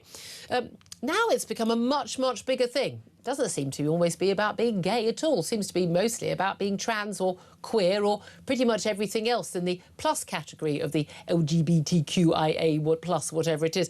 And we've seen well, not just a whole month for the Pride Month in the last month. I mean, your supermarket, your local council, goodness knows where, the flag is everywhere, isn't it? But on Saturday, Pride in London was held, despite the fact it was the 4th of July, not June, when Pride Month is being held. And the Mayor of London, Sadiq Khan, sent one out of his many, many tweets that he puts out, always with replies not allowed, saying, today we celebrate our incredible LGBTQIA plus communities and the diversity that makes our city so special. Pride is both a celebration and a protest, and I'll always stand with you as we fight for equality and a fairer London for everyone. And also he put out a Pride at London picture of the huge number of these Progress Pride flags being hanging over Regent Street, one of the biggest thoroughfares in the city, saying, today at Pride in London, we'll show the world that love will always triumph over hate. Let's talk about this with Emma Trimble, Senior Fellow at the New Culture Forum. Good afternoon to you, Emma. Good to be with you, Julia. I'm always fascinated by these protests. I mean, not protests, it's parade. I'm all for everyone having a parade and a carnival. Go for it. Absolutely, fill your boots. But it is fascinating how much it does get politicised by people like Sadiq Khan, talking about this is about love will triumph over hate. I mean, is there a lot of hate and fighting for equality in a fairer London? Is there any evidence that any of the people, you know, coming under that LGBTQI, that they are suffering from inequality? Well, it's an interesting one, isn't it, Julia? I think, you know, just looking at that photo there, I mean, it looks like occupied territory, doesn't it?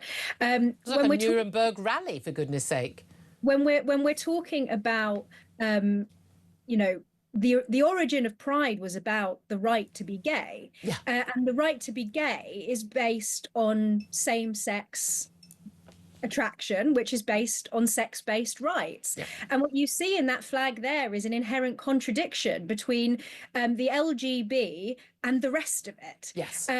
And I think it's always interesting to see this kind of microcosm of the contradictions within intersectionality. Because one of the reasons, of course, why Sadiq Khan would need to turn off his comments is also because him being part of all of this progressive stuff also upsets certain parts of the Muslim community. Yes. Intersectionality is a farce. It doesn't work. All of these different identities. Just explain for people who are sensible and have got jobs and aren't into this work well what intersectionality means. Well, intersectionality is this idea within what we have come to call woke, but it's a particular progressive left-wing ideology that's based in something called critical theory. And intersectionality is this idea that there is solidarity between all oppressed minorities, and that the more intersections you have, the more oppressed you are.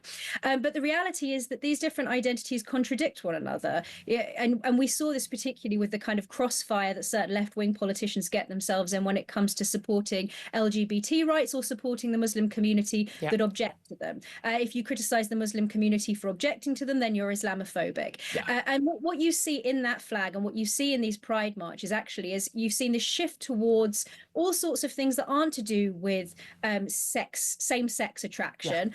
It's all about nudity and kink and general subversion. I mean, even the term queering has come to mean so much more than anything to do with sexuality. I mean, it's just to do with subverting the norms. Well, this is it. I mean, it's a lot of blue hair and an awful lot of leather and chains. But there we are. When I went to a party in the centre of town, had to walk through the remnants. I mean, there were loads of roads closed. You know, you couldn't get through. But again, people are entitled to have a march or have a big party and a parade and celebrate. Oh, I'm all for it. But this is the thing. It's the claim that somehow this is a parade against hate. I mean, even when it comes down to things like, same-sex marriage, I mean, way more than, 80% of people support same-sex marriage, gay adoption. But there are no rights that gay people don't have equally with straight people. And certainly when you get to all the other issues, I mean, T's, the trans, I mean, my issue has always been LGB is an actual thing. If you're lesbian, gay, bisexual, those are actual real things. The TQIA plus stuff is all just made up, utterly irrelevant nonsense, and it's just an excuse to not have a decent personality or be interesting. I mean, in my view, and again, that flag, the rainbow flag is a flag of, of happiness and celebration. Literally the colours of the rainbow, inclusivity. The trans progress one, this is the one with all you've got the full flag, and then you've got this triangle, got the black triangle, the blue and the pink and the yellow. That's like everybody. I mean, it's basically everybody other than straight white people. We don't get our own flag. We don't get it. I mean, what do they think? They think we've got the England flag and the Union flag, and that's why they hate it. I don't know. But this flag, I mean, to me, this is a divisive flag. This is misogynistic. This is homophobic. This is a flag that celebrates the idea that people are born in the wrong body and that, young gay boys who've been confused about their sexuality, that they should have puberty blockers and try and change their bodies and live as if they were trans. And young lesbians should have to be, are bigots if they don't agree to date a supposed lesbian with a beard. I mean, this is a divisive flag. This should not be being celebrated by our politicians. Well, quite right. I mean, they like to pretend that this is the triumph of love and inclusivity over hate. But we know that the progressive gender ideology movement has been adamant that it is conversion therapy to do anything other than affirm children, for example, who are experiencing gender dysphoria. But we know that a lot of those young people who start taking cross-sex hormones, who go down the path towards surgery, are gay young people, that actually the transing is a form for many of these vulnerable people, is a form of conversion therapy. And if we're talking about inclusivity, we also need to talk about the fact that these so-called inclusive marchers who are all about love rather than hate